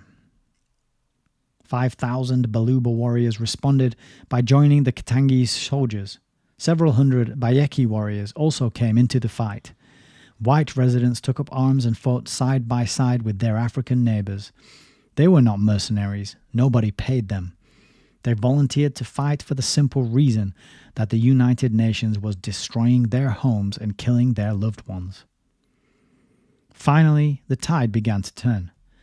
The UN had prematurely announced to the world that the secession was over. It was now in serious danger of having its forces completely annihilated because of the unexpected determination of the Katangese people to maintain their independence. As supplies and morale began to run low, it became obvious that the UN had made the fatal mistake of believing its own propaganda. It had asserted that Dushanbe was a mere puppet of the Belgians and that he was supported in power only by a few mercenaries against the true will of his people. It maintained that his government would collapse at the first blow. It was now paying the price of self-deception. Things were going so badly for the United Nations that by September the 17th, its whole Company A was cut off, badly beaten, and forced to surrender, with Operation Morthor on the verge of total collapse. The UN finally agreed to a face-saving ceasefire. On September the 20th, just 1 week after the United Nations had launched its unprovoked attack, peace once again returned to Katanga. Its green and white flag still fluttered proudly to proclaim that Katanga remained free. The only thing more incredible than the United Nations military action in Katanga is the way in which it tried to justify that action. If things had gone according to schedule, there would have been little trouble. Press releases would have simply stated that Dushanbe had been replaced by moderate Botchley Davidson, and that after a light exchange of gunfire, secessionist Katanga had been brought back under the central government. The United States President would have sent his congratulations to Dag Hammarskjöld, and State Department officials would have expressed great satisfaction with this victory over communism.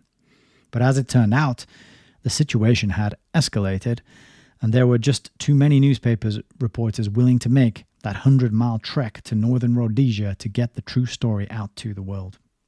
And there's a footnote here, which I feel like we should read out. It's 21. In addition to the news reporters, of course, there were many prominent individuals who independently came to Katanga to conduct their own personal investigations. One such observer was Lord Bertrand Russell, a strong supporter of the United Nations. Not only did he confirm the stories of UN atrocities, but the following excerpt from his report presents an interesting sidelight on the way in which UN officials were becoming overwhelmed by the dilemma of so many impartial observers. Quote, "Next day, by appointment, I saw General Jacob. I told the general that I had been collecting evidence regarding the alleged reports of murder of innocent civilians in Elizabethville by United Nations troops, and that I wanted to ask him some questions. He said that no offense has been committed, there are only rumors.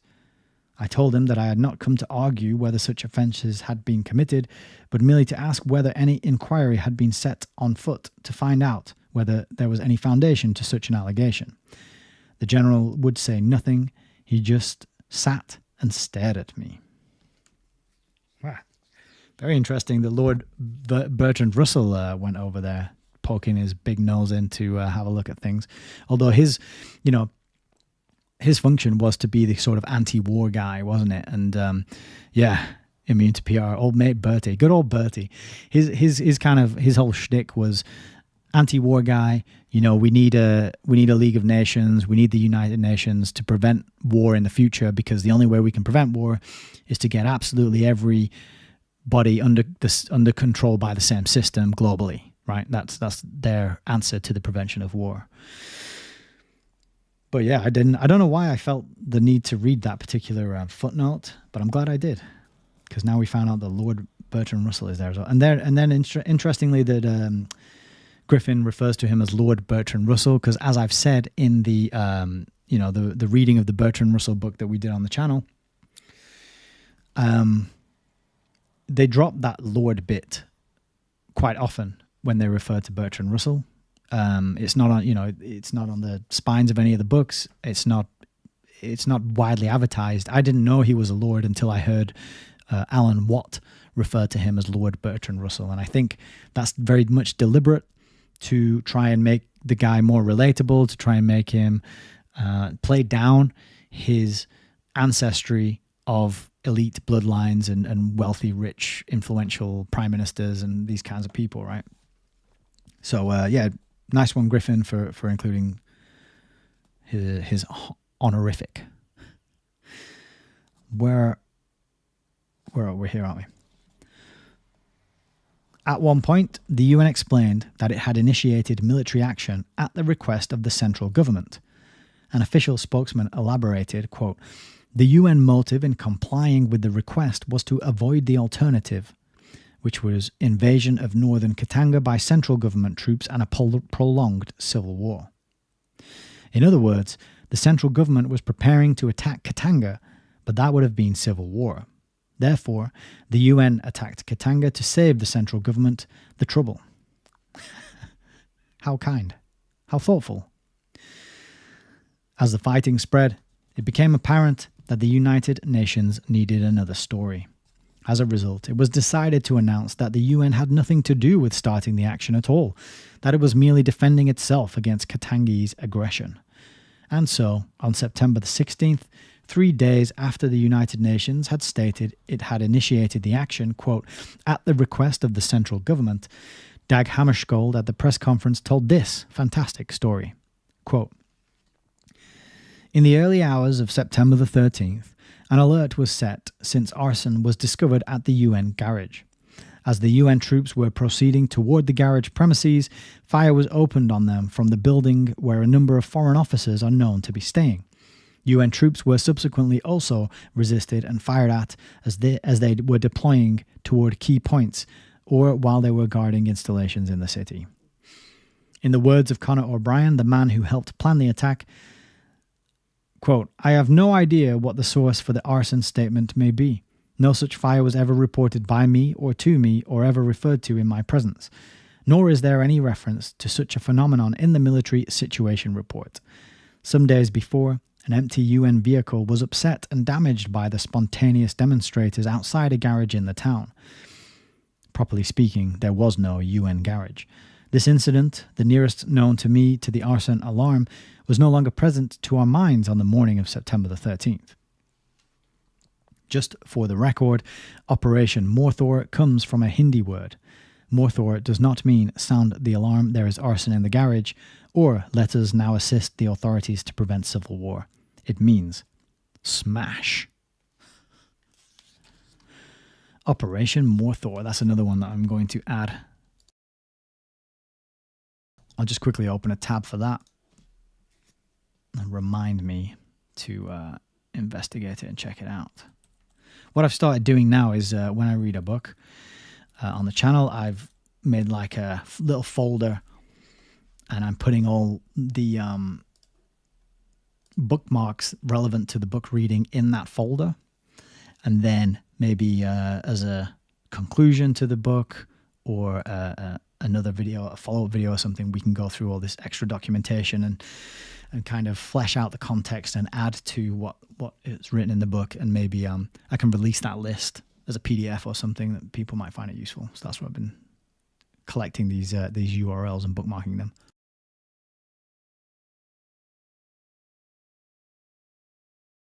So it sounds like Tshombe wanted Katanga to be independent, and the UN, being essentially an international communist organization, said nope. We want Katanga to be under the control of the central government because the whole goal of international communism is centralization of power at a global level. That's what we're seeing, I think. That's what we're living through. That's kind of the agenda that's coming to fruition within our lifetimes. It's this consolidation of all the systems, whether that be financial systems, the SWIFT system, or just culture, or language, English all over the world, the suit and the tie all over the world, Starbucks, the food, Starbucks and McDonald's. You've got culture, the Marvel films and the Disney Plus and the Netflix and the Hollywood films. It's all getting very samey all over the place wherever you go now. Cities just look the same. They've got the same kind of shops there, the same international corporations peddling their wares, and there's this homogenization of everything, which tells us that things are being centralized. You've got the EU, which rolled out the euro, which got rid of all the individual currencies that all the countries in the EU had previously. I can kind of vaguely remember different currencies in Greece and Spain, places I went growing up as a kid on holiday. So everything is being very unified. It's being made uniform. All the nuances and the differences and the cultural contrasts that we used to be able to enjoy when we traveled are no longer there. And I think that lines up very neatly with the UN's expansion and the growth and expansion of NATO and UN influence, and this idea of centralizing everything into one place, right? Because now we've got basically two operating systems on the face of the earth. You've got iOS and Windows, unless you're a legend and you use Linux. We're really just losing options. We're losing what's the word that I'm looking for? Not options, but lots of different varieties of things. It's all becoming very samey, and there's a shop in Manchester. Well, it's not just Manchester, but Manchester's my nearest city. It's called Uniqlo. And I think it's a Japanese company, and they have them all over the place. And it's like the clothing of the future, because it's all just monotone colors, plain. I think this might even be a Uniqlo t-shirt. It's just this kind of thing. It's kind of Brave New World type clothing, and Uniqlo's all over the world. That you can find them in most major cities. So things are just getting centralized, and I think we're much further along that path than people realize and people would like to admit. And I always point to these international corporations that you can find everywhere, and these names, these brands that are known globally and internationally wherever you go. That's evidence to me. And the fact that you can take your card, your credit card, your debit card, and you can go to a cash machine in Vietnam, for example, put it in the machine and withdraw some money. That tells you that all these systems are connected and interlinked, and they just haven't sort of announced it yet. They just haven't said, "Oh, you are living in a global system of control." But I think the signs are there. I think, and so very amazing to read this account of how the UN openly and overtly went after a group of people that were trying to self-determine and had a leader that they admired and wanted to stand by. And it wasn't white, it wasn't black, it was a mixed group, it was a multicultural group, and they wanted to be left alone. And you're not allowed to be left alone. And I think Richard Grove makes the point quite often that history is just that story of the people who want to be left alone and the people who won't leave them alone. That's history. That's the story of freedom. That's the story of liberty. There's many people on this earth who just want to be left alone. They don't want to be in the systems and the big games with the big club. They're quite happy. They would much rather have a couple of acres, a few chickens and goats, a well, and be left to their own devices. But they're just making it harder and harder and harder and harder for people to achieve that, particularly in England. It's very hard to get on, a piece of land and to go off grid. And it's such a small country, isn't it? We don't have much space here, and they're bringing people in all the time to make sure that space, the little space we do have, is full. But that's what I'm kind of reading and getting used to. Is it's like that. It's like the story of the quashing of that independent spirit, that human spirit who wants free. It's like the war on freedom in a way. And I think we're being bred to not even crave freedom or know what it is. Or if we did have it, we wouldn't even be able to survive. Because how many people know how to go and forage some food and build a shelter and, and survive in the wild, to start a fire and do all these kind of things? Like, the basics of survival have been slowly but surely bred out of us, little by little, generation after generation, for the most part. Obviously, there's always exceptions. So that even if we had freedom, if suddenly the government did disappear and all their systems disappeared, it would be absolute chaos. It'd be carnage, because people wouldn't know what to do. they'd have to form gangs and they'd have to go around like looting and stealing and threatening and intimidating and all that sort of thing.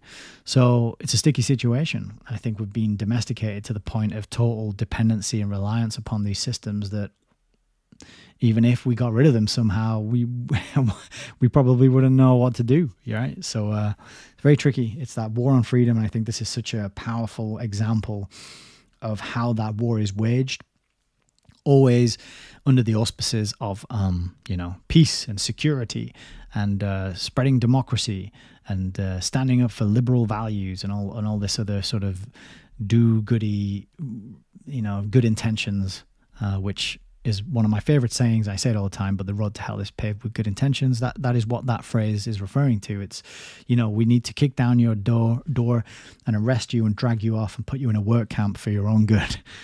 That kind of thing. It's for your own good because we love you and we care about you and we really want to see the benefit and the thriving of society, right? So, yeah, pretty wild stuff, but an incredible account of an area of history that I'm certainly going to carry around in my back pocket to tell people about and talk to people about if the topic of the UN ever comes up, or NATO, or these other geopolitical tensions that we are sort of scared with and told and made to focus on, right? So, I just noticed that we got ESP over on Odyssey. Good evening. The preamble ramble tonight was just me showing people G. Edward Griffin's websites and his good work and just singing his praises for writing this excellent book. And did you know he's 92 years old and he's still going strong? Incredible. Jam Hashwish over on Rumble says, thanks for promoting James Lindsay's insights on the UN occultism. Watched a couple of his seminar talks. Yeah, I like James Lindsay's work. He was talking, he did a recent podcast on the New Discourses podcast. The episode was about parental rights. And he mentions natural law and God-given rights in there. And I thought that was a really good speech, a good episode from what I heard, because he's talking about how the government actually consider themselves to have more of a right to your children than the parents do. And it's a very tricky minefield to get into, But I think his work's good, so I'm very happy to talk about him. And he did do a fantastic episode on the philosophical, religious, cultish underpinnings of the UN, namely I think it's Theosophy and Alice Bailey. And I got one of her books recently, and I was reading it while I was on holiday, and it's mumbo jumbo. That's about as far as I can. I won't go into too much. It's tough to read. It's tough going. It's really tough going. It's hard to follow. Shamanarchist, welcome. Good to see you in the chat over on YouTube. I don't think we have too many late additions to YouTube. We got plenty of chat going on though. I really appreciate this. Wish I had more eyes and more brain power so that I could read the chat and read the book and keep on top of it all. But practice makes better, and I'll get better at doing that as I move forward with the channel and the project.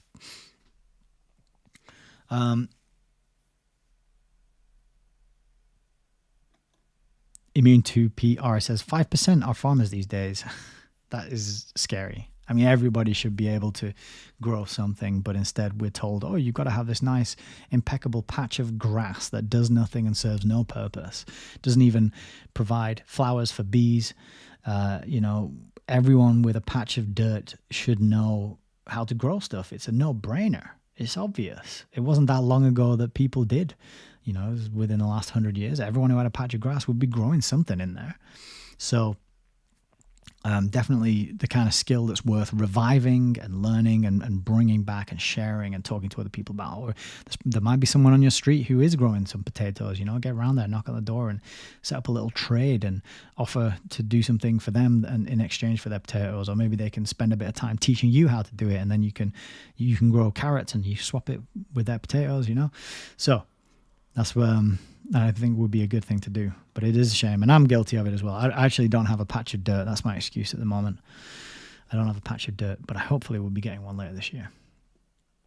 Celine Lyon says, get some AI, Nick, and spend more time with your family. Get some AI? I guess you could replace me with software, but I like to think that I mumble enough words and swallow and kind of, itch my nose, and that it would be unfalsifiable. You wouldn't be able to recreate what I deliver here on this channel by using a piece of software. That's what I like to think, but I could get replaced by AI and you might never know. I don't think we're quite at that point yet, but right, we've got another chapter to do, I believe. Readjust the mic and get into position. But yeah, this is good. So this is going to be the last chapter of part 1, which is all about Katanga, the Katanga case history. And then maybe before we launch into part 2, maybe we will go through this one, which is the UNO violations in Katanga, and it's a statement made by the 46 doctors of Elizabethville, from which Griffin quoted in this book. Maybe we'll go through that before we launch into part 2. Oh, there's some pictures in it, and they are grim. Oh, I'm glad I flicked through this before we started reading it, because there's some pretty grim pictures in here. So I'll be reading that with warning.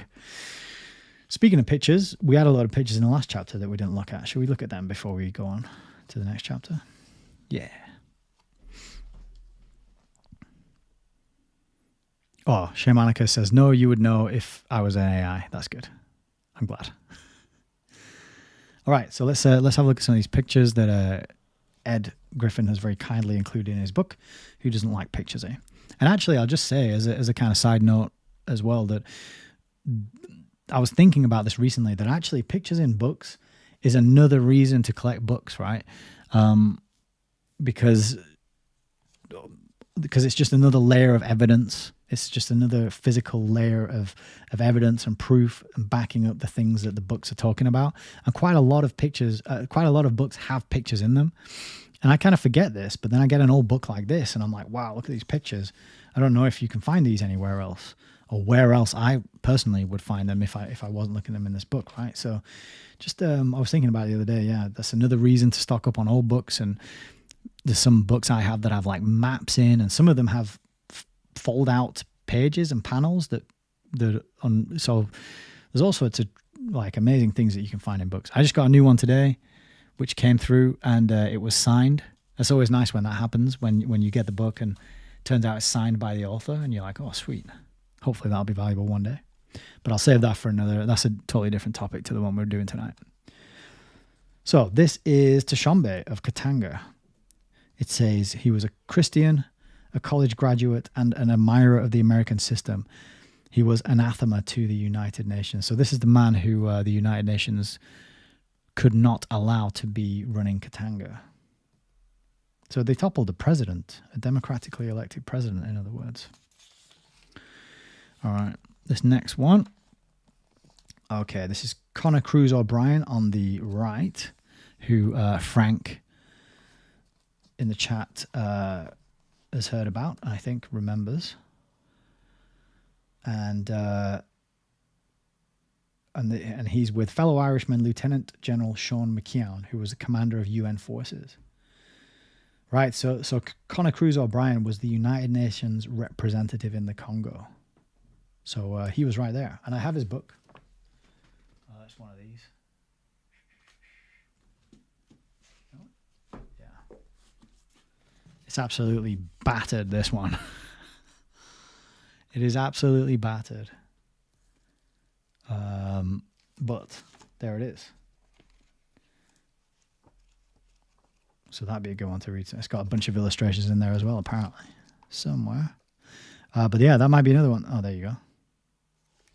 Might be another one to do at some point. Missionaries and Mercy. So that's Connor Cruz O'Brien's book on the same topic. It says a UN case history, heavily referenced by Ed Griffin in this one. It'd be good to get more detail and get that first-hand account on the record at some point as well. But there he is, Connor Cruz O'Brien. And then underneath we've got, what's this? This is Colonel Joseph Mobutu on the left. So this guy, and Congolese President Joseph Kasavubu on the right, saluting. They're reviewing troops after they ousted Lumumba and began to restore law and order to the region. Yeah, Celine Lyon says, is that Hitler without a moustache? That's what I thought when I first looked at the picture. It is not.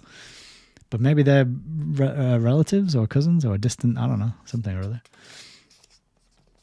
So this one, this is Patrice Lumumba, communist puppet in the Congo, travels from bar to bar in Leopoldville, drumming up support.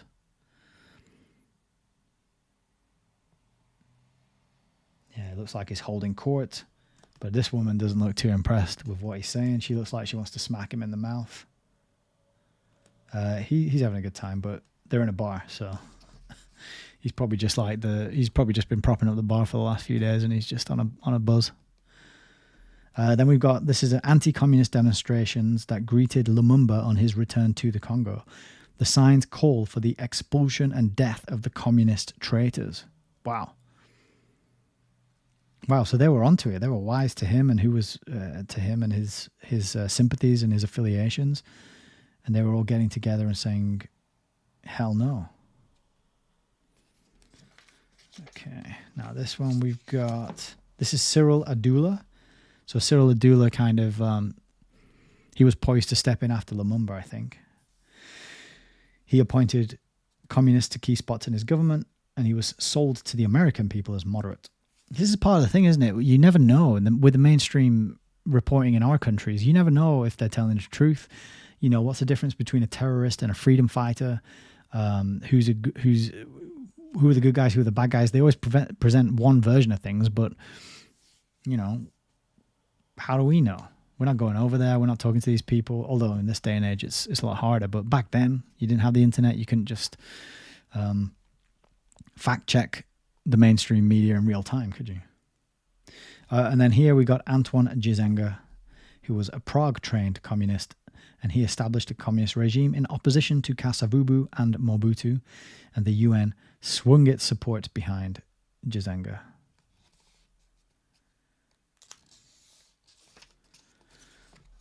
And we got greeting Dag Hammarskjöld, who's on the right, so I suppose that's him there. And other UN representatives at the Elizabeth Airport. Katanga's president, Moise Tshombe, has the honor guard present the Katangese colours while a band plays the newly written national anthem.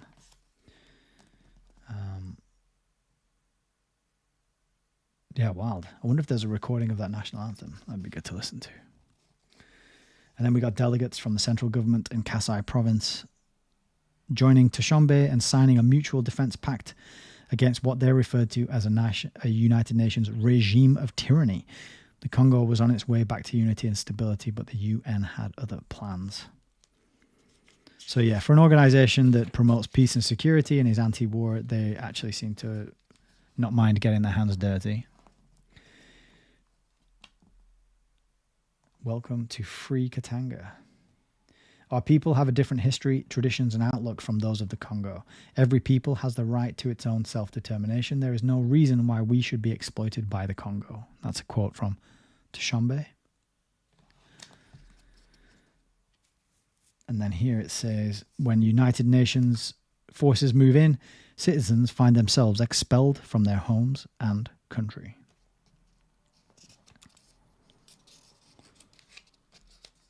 There's quite a lot of pictures. I didn't realize there was this many. At the height of the sacking of Katanga, Tshombe personally appealed to the United States to use its influence to put an end to the destruction of Elizabethville. In reply, US Globemasters airlifted additional UN troops, artillery and armored cars right into the heart of the city. Right, so the US didn't want to step in and help. Quite the opposite. And then here's some of the damage done by the UN forces. Remember, 90% of the buildings bombed and shelled by the United Nations were civilian structures with no military value. So there's a dress shop and a Seventh-day Adventist church with its ceiling caved in, hospital and another church as well, holes in the roof and ceiling. And then there's pictures of the United Nations, quote, peacekeepers. And Michel Tomberlane and Conor O'Brien ride through Elizabethville in a UN armoured car. Tomberlane has been identified as a member of the French Communist Party. And then George Olivier's Red Cross ambulance, which was fired upon by the UN. They used a bazooka, killed him and his three people inside. And then the Father Michael, the priest, had his car burned out by bazooka fire from a UN Swedish armoured car as well. So it's pretty harrowing stuff. And this is Dushanbe on his farewell speech.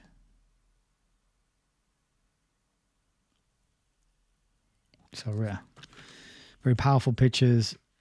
It brings it all to life when you can see these pictures as well, I think. And there's a bunch of pictures later on in the book as well. So what a wonderful artifact that we are blessed to be able to read and learn from. All right. Just going to have a sip, then we'll do the next chapter. Oh, we're on 2 hours 14 already, so I hope it's not too long.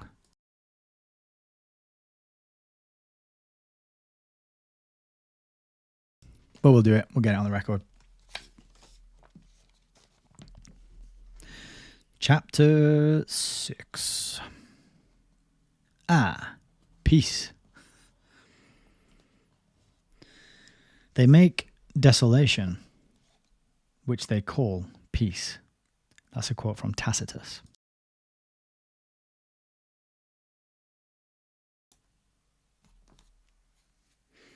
The defeat of the United Nations in Katanga was met with anguished cries from the world communist press. TASS, the Soviet news agency, said that the ceasefire agreement with colonialist puppet Dushanbe evoked only a feeling of, quote, indignation. The TASS writer V. Karokov complained that what had been a promising UN operation to end Katanga's secession had turned out to be, quote, a total flop. The communists, however, were unduly concerned, for the UN was not giving up yet. It was using the ceasefire merely as a means of building up its strength for a renewed attack. Immediately, additional troops began to arrive on the scene. The first 4 of 14 UN jets landed at Leopoldville. The build-up was both extensive and rapid. Finally, on November the 24th, 1961, the Security Council swung into action once again. It passed another resolution strongly condemning Katanga for its continued use of mercenaries, and then authorized the further use of force to bring it under the control of the central government. The velvet glove was now completely off. This amounted to a declaration of war against Katanga. Dushanbe was quick to realize this and, addressing a crowd of 8,000 cheering Africans 2 days later, he said that the United Nations would soon, quote, undertake war on our territory. Tomorrow or the day after, there will be a trial of strength. Let us prepare for it. Let Katanga fighters arise at the given moment in every street, every lane, every road, and every village. I will give you the signal at the opportune time. Minister of the Interior Munongo later echoed Dushanbe's sentiment when he proclaimed, quote, we are all here, resolved to fight and die if necessary. The UN may take our cities. There will remain our villages and the bush. All the tribal chiefs are alerted. We are savages, we are Negroes, so be it. We shall fight like savages with our arrows. While the UN military build-up was taking place, troops of the central government began to move into position to invade the regions of northern Katanga. Since this would be civil war, and since the UN said it was in the Congo to prevent civil war, one might expect the peacekeepers to do something about it. They did. They provided large quantities of supplies and helped transport the central government troops into Katanga. The UN referred to this as a, quote, police action. The chief UN representative in the Congo, Stuart Linner, further explained that any move on the part of Dushanbe to secure his defensive military position along Katanga's borders would be considered an act of civil war, and that the UN would take action to prevent it. The central government was getting impatient to nail Dushanbe's hide to the wall. Justin Bomboko, the Congolese foreign minister who had previously brought charges of high treason against Dushanbe, later revealed the prevailing mood of his government when he said, quote, "Dushanbe only understands the language of force and pressure. We can negotiate for 100 years with Dushanbe, but it will be in vain. There is no hope of solving this problem by peaceful means. We lose our time, and this is the reason why we went to the UN and Washington." What kind of troops were these that the UN brought into Katanga and sustained with supplies and jet air cover? They were mostly the same mutinous bunch that had been on the rampage for many months. Their numbers included several thousand of those whom Dushanbe had kicked out of his army and who had since re-enlisted in Leopoldville. The rest were from Gizenga's former communist stronghold at Stanleyville. A few weeks earlier, Gizenga's soldiers seized and brutally beat 13 Italian airmen serving the United Nations at Kindu. After the beating, the men were shot and cut up into tiny pieces. According to witnesses, parts of the bodies were thrown into the Congo River. Others were sold in the marketplace. A human hand was presented to a United Nations doctor by a giggling Congolese soldier. Colonel Alphonse Pakassa, commander of these soldiers, when questioned on the subject of the massacre, simply shrugged his soldiers and replied, "You know how soldiers are." The world was shocked at the news, but as usual, memories were short. These were the very same soldiers that just 6 weeks later were transported by the United Nations into northern Katanga. After their arrival, they proceeded to slaughter a group of 22 Roman Catholic missionaries. This time, however, since the victims were not wearing UN uniforms, there was practically no publicity. Turning southward, these soldiers put whole villages to the torch, slaughtered women and children, and sent over 10,000 families fleeing in panic. Anyone, black or white, who was found to be armed with even a penknife was killed on the spot. Risking her life to visit the terror zone, newswoman Philippa Schuler reported, quote, "As this story goes to press, the wild, chaotic Congolese National Army is advancing from the north into Katanga, moving ever southward, ravaging wherever they go, like a diabolic visitation of locusts. The UN is not stopping their advance. These are wild barbarians, like the 5th century Gauls advancing on Rome, determined to annihilate the bastion of civilization that remains in Katanga. Sacked by the barbarians, the remainder of the Congo has already entered the Dark Ages, helped by the UN. These barbaric hordes wish also to plunge Katanga into desolation, ignorance, and misery." In the wake of this imported terror, the entire region began to revert to its primitive origin. With no local authority to keep peace and order, the natives, afraid and confused, revived ancient and suppressed rituals. Cannibalism was reintroduced. Smoldering tribal feuds broke out into full-scale tribal wars. Even the beloved missionaries who were once reasonably safe in the area were terrorized and murdered as a result of the mass hysteria that had been unleashed. The Katangese forces that previously had been responsible for law and order were now fighting for their very lives.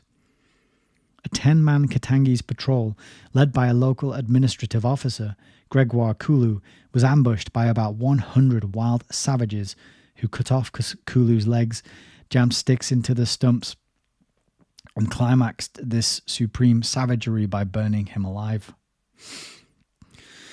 As a result of atrocities of this kind and the onslaught of the central government troops, Dushanbe's gendarmes in the area urgently sent for reinforcement and additional ammunition. Their plea was denied by the United Nations. However, on the basis that this would enhance civil war and thus would be in violation of the ceasefire agreement. But once again, Katanga overcame the impossible odds and finally pushed the invaders back. Order was restored to the territory. By November, the invaders were in full retreat, looting and pillaging as they went. By now, the UN had completed its own military build-up for a renewed assault on Elizabethville. Seeing that the central government could not subdue Dushanbe, the United Nations issued a few more promises not to intervene in the internal affairs of Katanga and began to draw up plans for its next attack. It came on December the 5th, just 3 weeks before Christmas. United Nations troops assaulted a Katangese roadblock, and when the smoke cleared, 38 Katangans lay lifeless in the street. The war was on. From this point, the story becomes tragically monotonous. Once again, the United Nations unleashed a reign of terror, death, and destruction on peaceful Elizabethville. Once again, the primary targets were hospitals, churches, homes, ambulances, and shops. Once again, the victims were civilians, men, women, and children. And once again, the Secretary General insisted that the United Nations was merely fighting back as the innocent victim of Katanga's aggression. The only changes were that Conor O'Brien had been recalled and Hugh Thant was now issuing the contradictory statements instead of Dag Hammarskjöld. Thant stated on December the 12th that the goal of the United Nations military operations in Katanga was merely to, quote, regain and assure our freedom of movement, to restore law and order, and to ensure that for the future UN forces and officials in Katanga are not subject to attacks. Yet, just 5 days later, when Dushanbe was calling for a ceasefire, Thant declared, quote, for us to stop short of our objectives at the present stage would be a serious setback for the UN.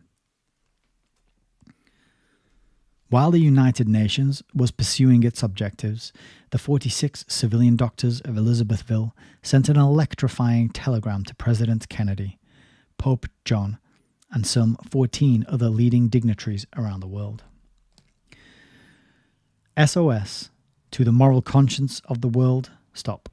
Implore you to intervene with all your authority to stop the terrorist bombardment of hospitals and civilian populations by UNO. On our honour as physicians, we declare as lies the denial of the UNO Secretary General. Stop. Insist upon inquiry here by high magistrates and presidents of medical orders of all civilized nations. Stop. Only means of convincing the world of inconceivable actions of UNO, alas, dishonoured. Stop. Insist upon creation international tribune, competent judge crimes and misdeeds UNO personnel who benefit from immunity contrary to natural law. That's a quote from the 46 Angry Men pamphlet. At the height of the sacking of Elizabethville, Dushanbe personally appealed to the United States to use its influence to put an end to the destruction of the city. U.S. Ambassador to the United Nations, Adlai Stevenson, replied that, quote, the U.S. is very pleased with the plans of the Secretary General to bring Katanga under control.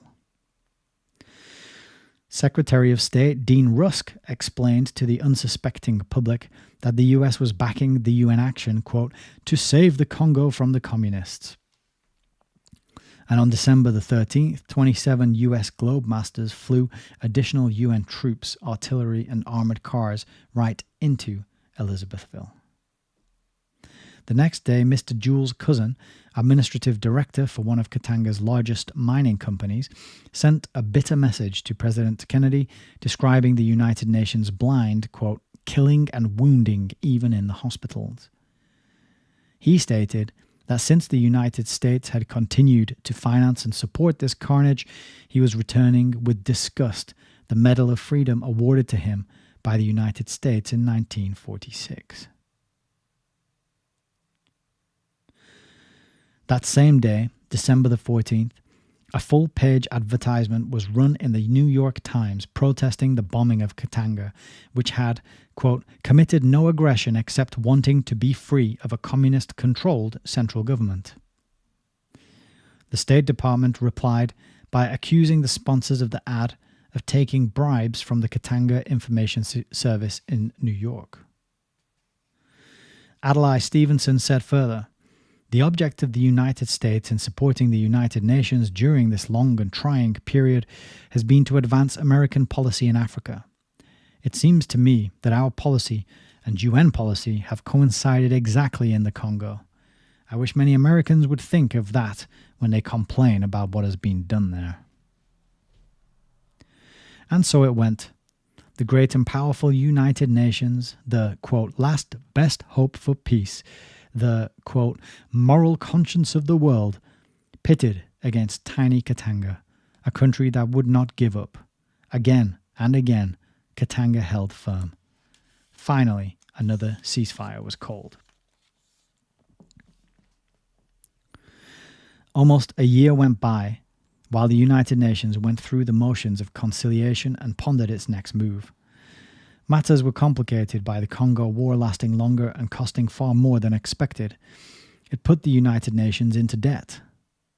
It put the United Nations into debt. It's absolute madness. A further financial complication arose when Soviet Russia refused to pay its share of the cost. This, of course, made it appear as if the communists were really quite unhappy over the UN Congo policy. They knew full well, however, that their friends in Washington would put up enough dirty capitalist money to cover the whole operation. And they were right, as was proved by subsequent events. The American taxpayer was simply told that the Congo operation was anti-communist, while he was being relieved of several $100 million more. There's a footnote here as well, which I think we should probably get into. So on the topic of several $100 million that the American taxpayer footed for this whole catastrophic operation, Griffin says, this was in addition to the $100 million worth of United Nations bonds that the United States purchased. The average voter did not realize that President Kennedy quietly used over $200 million of his own personal slush fund, officially referred to as the President's Foreign Aid Contingency Fund, to help the UN get out of the red ink resulting from its military operation in the Congo.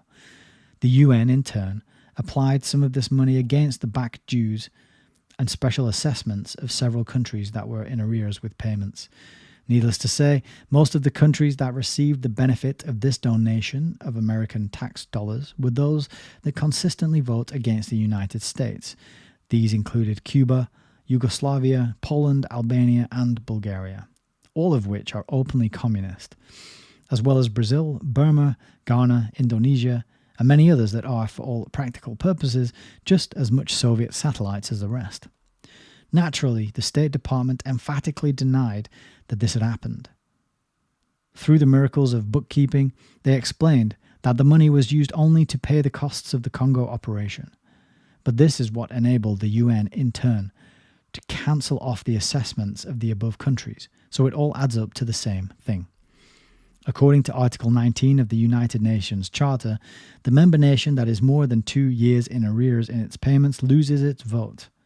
President Kennedy's generosity with American tax dollars out of his slush fund and other foreign aid grants actually saved these countries that consistently vote against us from losing their votes. Wow, incredible stuff.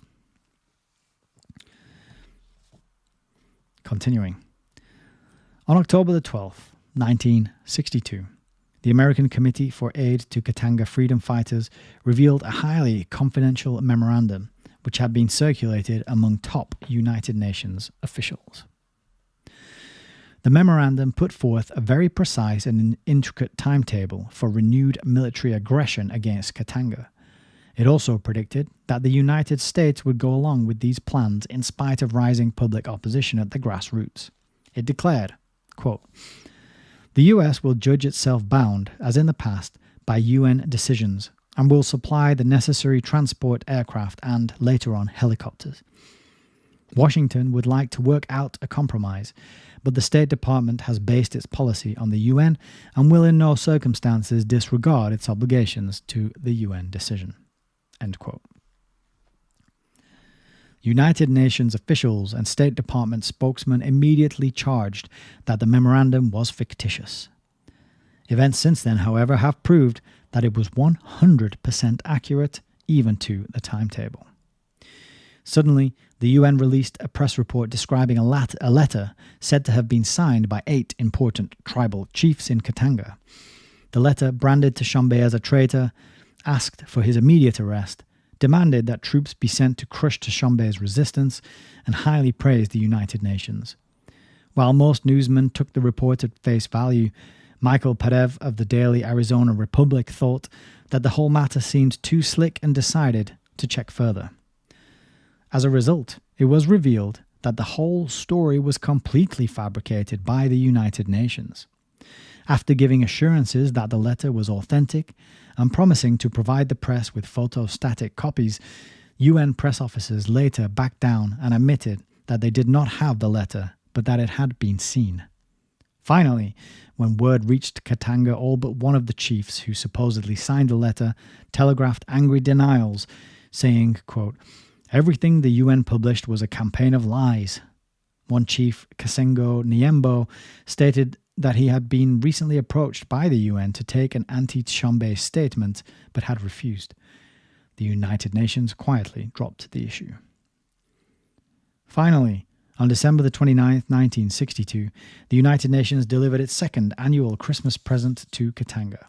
As Time magazine described it, quote, "The sound of Christmas in Katanga province was the thunk of mortar shells and the rattle of machine guns.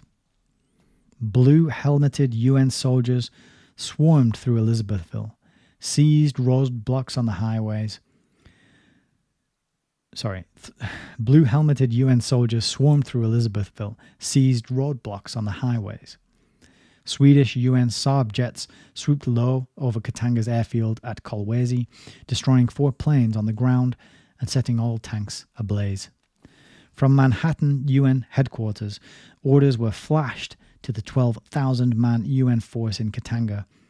Take all necessary action in self-defense and to restore order. Secretary General U Tant says he is convinced that unless Tshombe is subdued soon, Premier Cyril Adoula's central government in Leopoldville will collapse. With a fresh supply of American money and military support, Robert Gardner, the new UN chief officer in the Congo, confidently declared, quote, "We are not going to make the mistake this time of stopping short. This is going to be as decisive as we can make it." 1 month later, after having captured control of Elizabethville, Kamina and Kipushi, the United Nations finally seized Kolwezi, a city of 70,000 and Tshombe's last stronghold. An hour before UN troops entered the center of the city, Tshombe made a dramatic farewell speech to his soldiers. About 2,000 of them gathered in the market square. Standing in the drizzling rain, Tshombe told his men, quote, "You have fought bravely against the enemy 3 times in the past 2.5 years. The odds have become overwhelming against you." A few minutes later, Katanga's independence was ground into the mud by the United Nations boots. The last flame of freedom in the Congo flickered and died.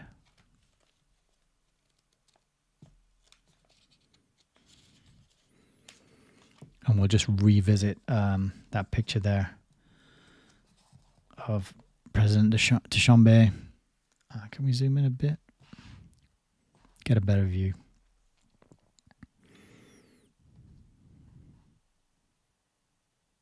So what a way to end the chapter. I'm really aligned with, my sort of rambling about freedom and about a lot of this, what we're living through and what we're researching and learning about via these books on this channel being the history of the war on freedom, or the people who want to be left alone up against the people who refuse to leave them alone. So how about that?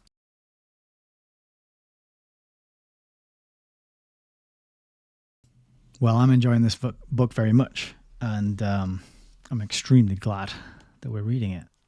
And that's the conclusion to part 1. So that is the conclusion to Katanga. We'll be moving on from Katanga when we continue reading. But that is quite harrowing stuff, and really shows the UN in a totally new light.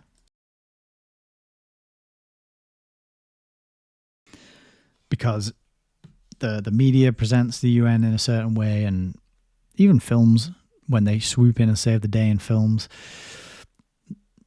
it's sobering to realize what the truth of the matter is. And we're getting a good account here as well about why people are so mixed up and unsure and uncertain because of what is said to them via the politicians, the news reports, the newspapers, these organizations. They all give little pieces of the puzzle, but it takes an investigative mind such as Ed Griffin here to go in and do the research and the reading, read the first-hand accounts of people like Philippa Schuyler, Connor Cruz O'Brien, read their books and try and piece it together. And I think he's done an excellent job because it just all aligns and makes sense. You can't have a little nation showing that they can rule themselves and organize themselves peacefully without the free and away from this massive centralized power and this massive centralized organization. It's the same thinking and ethos behind the EU and behind all these efforts to, like we were talking about, homogenize the world and its systems and its people into this sort of nothing, really. So incredibly sobering stuff. And I think this is very much worth reading. And I wish I didn't have to fight so much with getting the pages open, but I don't think it got in the way too much of today's session. So what have we got going on here? Turbs has a comment on Rumble about how this shows the UN in the light it needs to be shown in. Yeah, I completely agree. Very much so.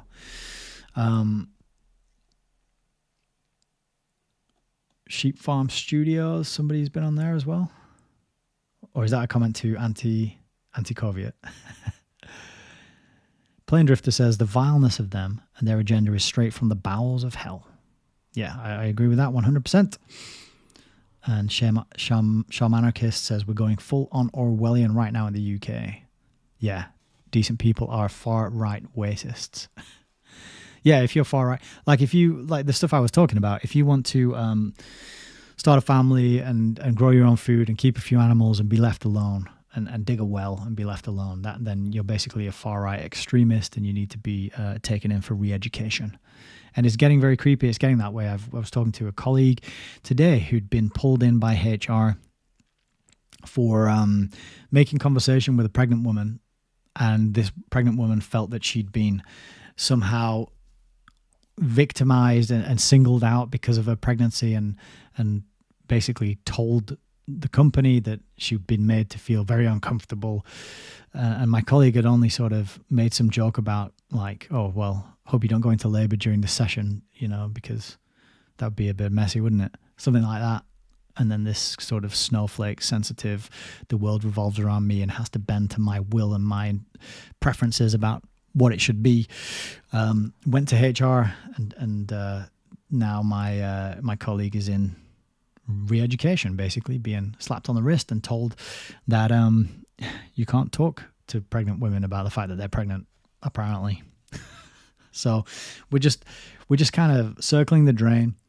And I said to her when she was telling me the story, I said, well, that this is the kind of thing. It's all about subjectivity now.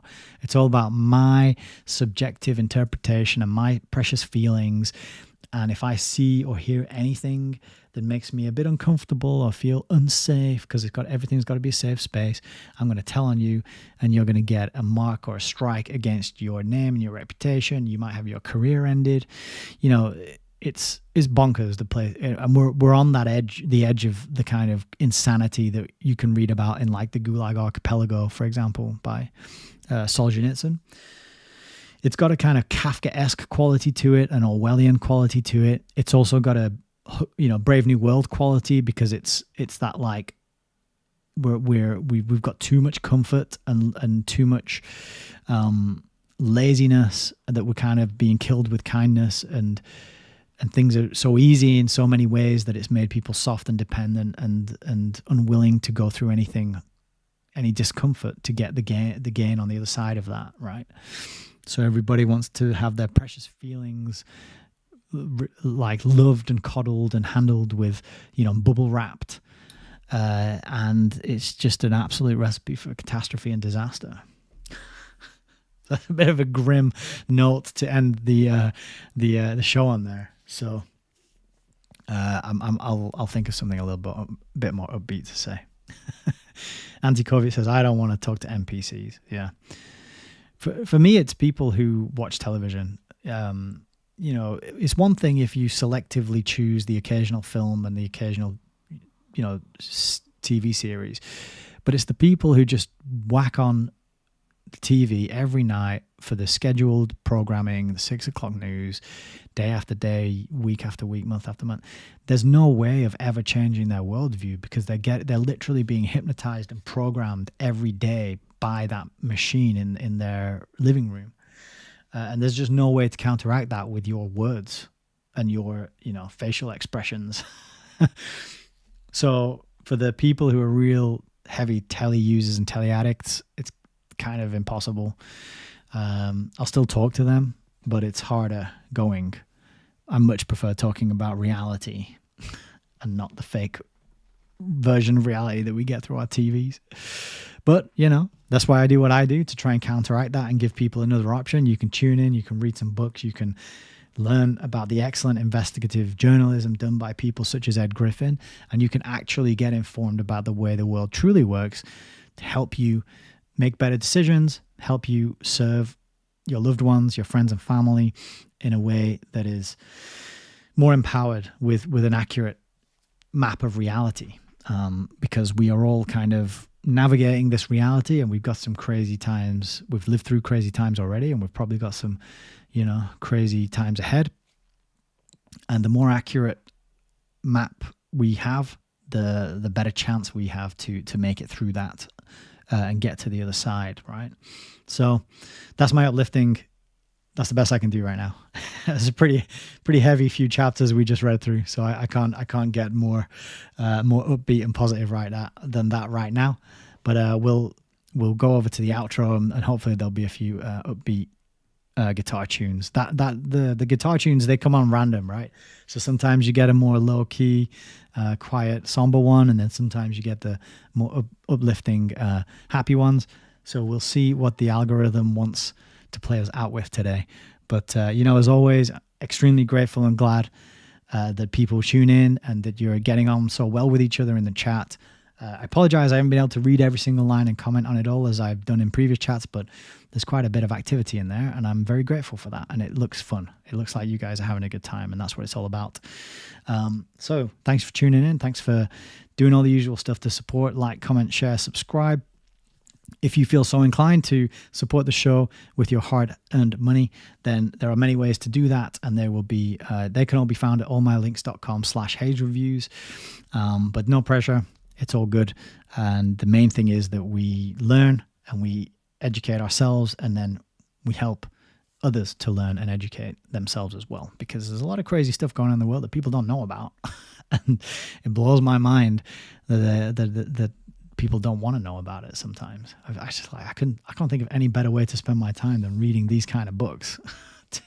But unfortunately I do have to occasionally do other things like go to work and brush my teeth and go to sleep, but that's the way it is. We got to deal with it, haven't we? So I'll wrap it up there. My next, I can't do Saturday night. I might be able to sneak on and do one over the weekend, but I can't tell you the time right now because I'm not sure. But if you are on Telegram, you can join the Hays Reviews Telegram, where I'll announce live streams, or you could check out Instagram, join me or follow me on there. I'll announce it there. I'll announce it on Twitter, but I'm a bit crap with Twitter. I haven't quite baked that into my routine of announcements yet. So tonight I forgot to post on Twitter. So those three, though, that's your best way. That's your best way to find out.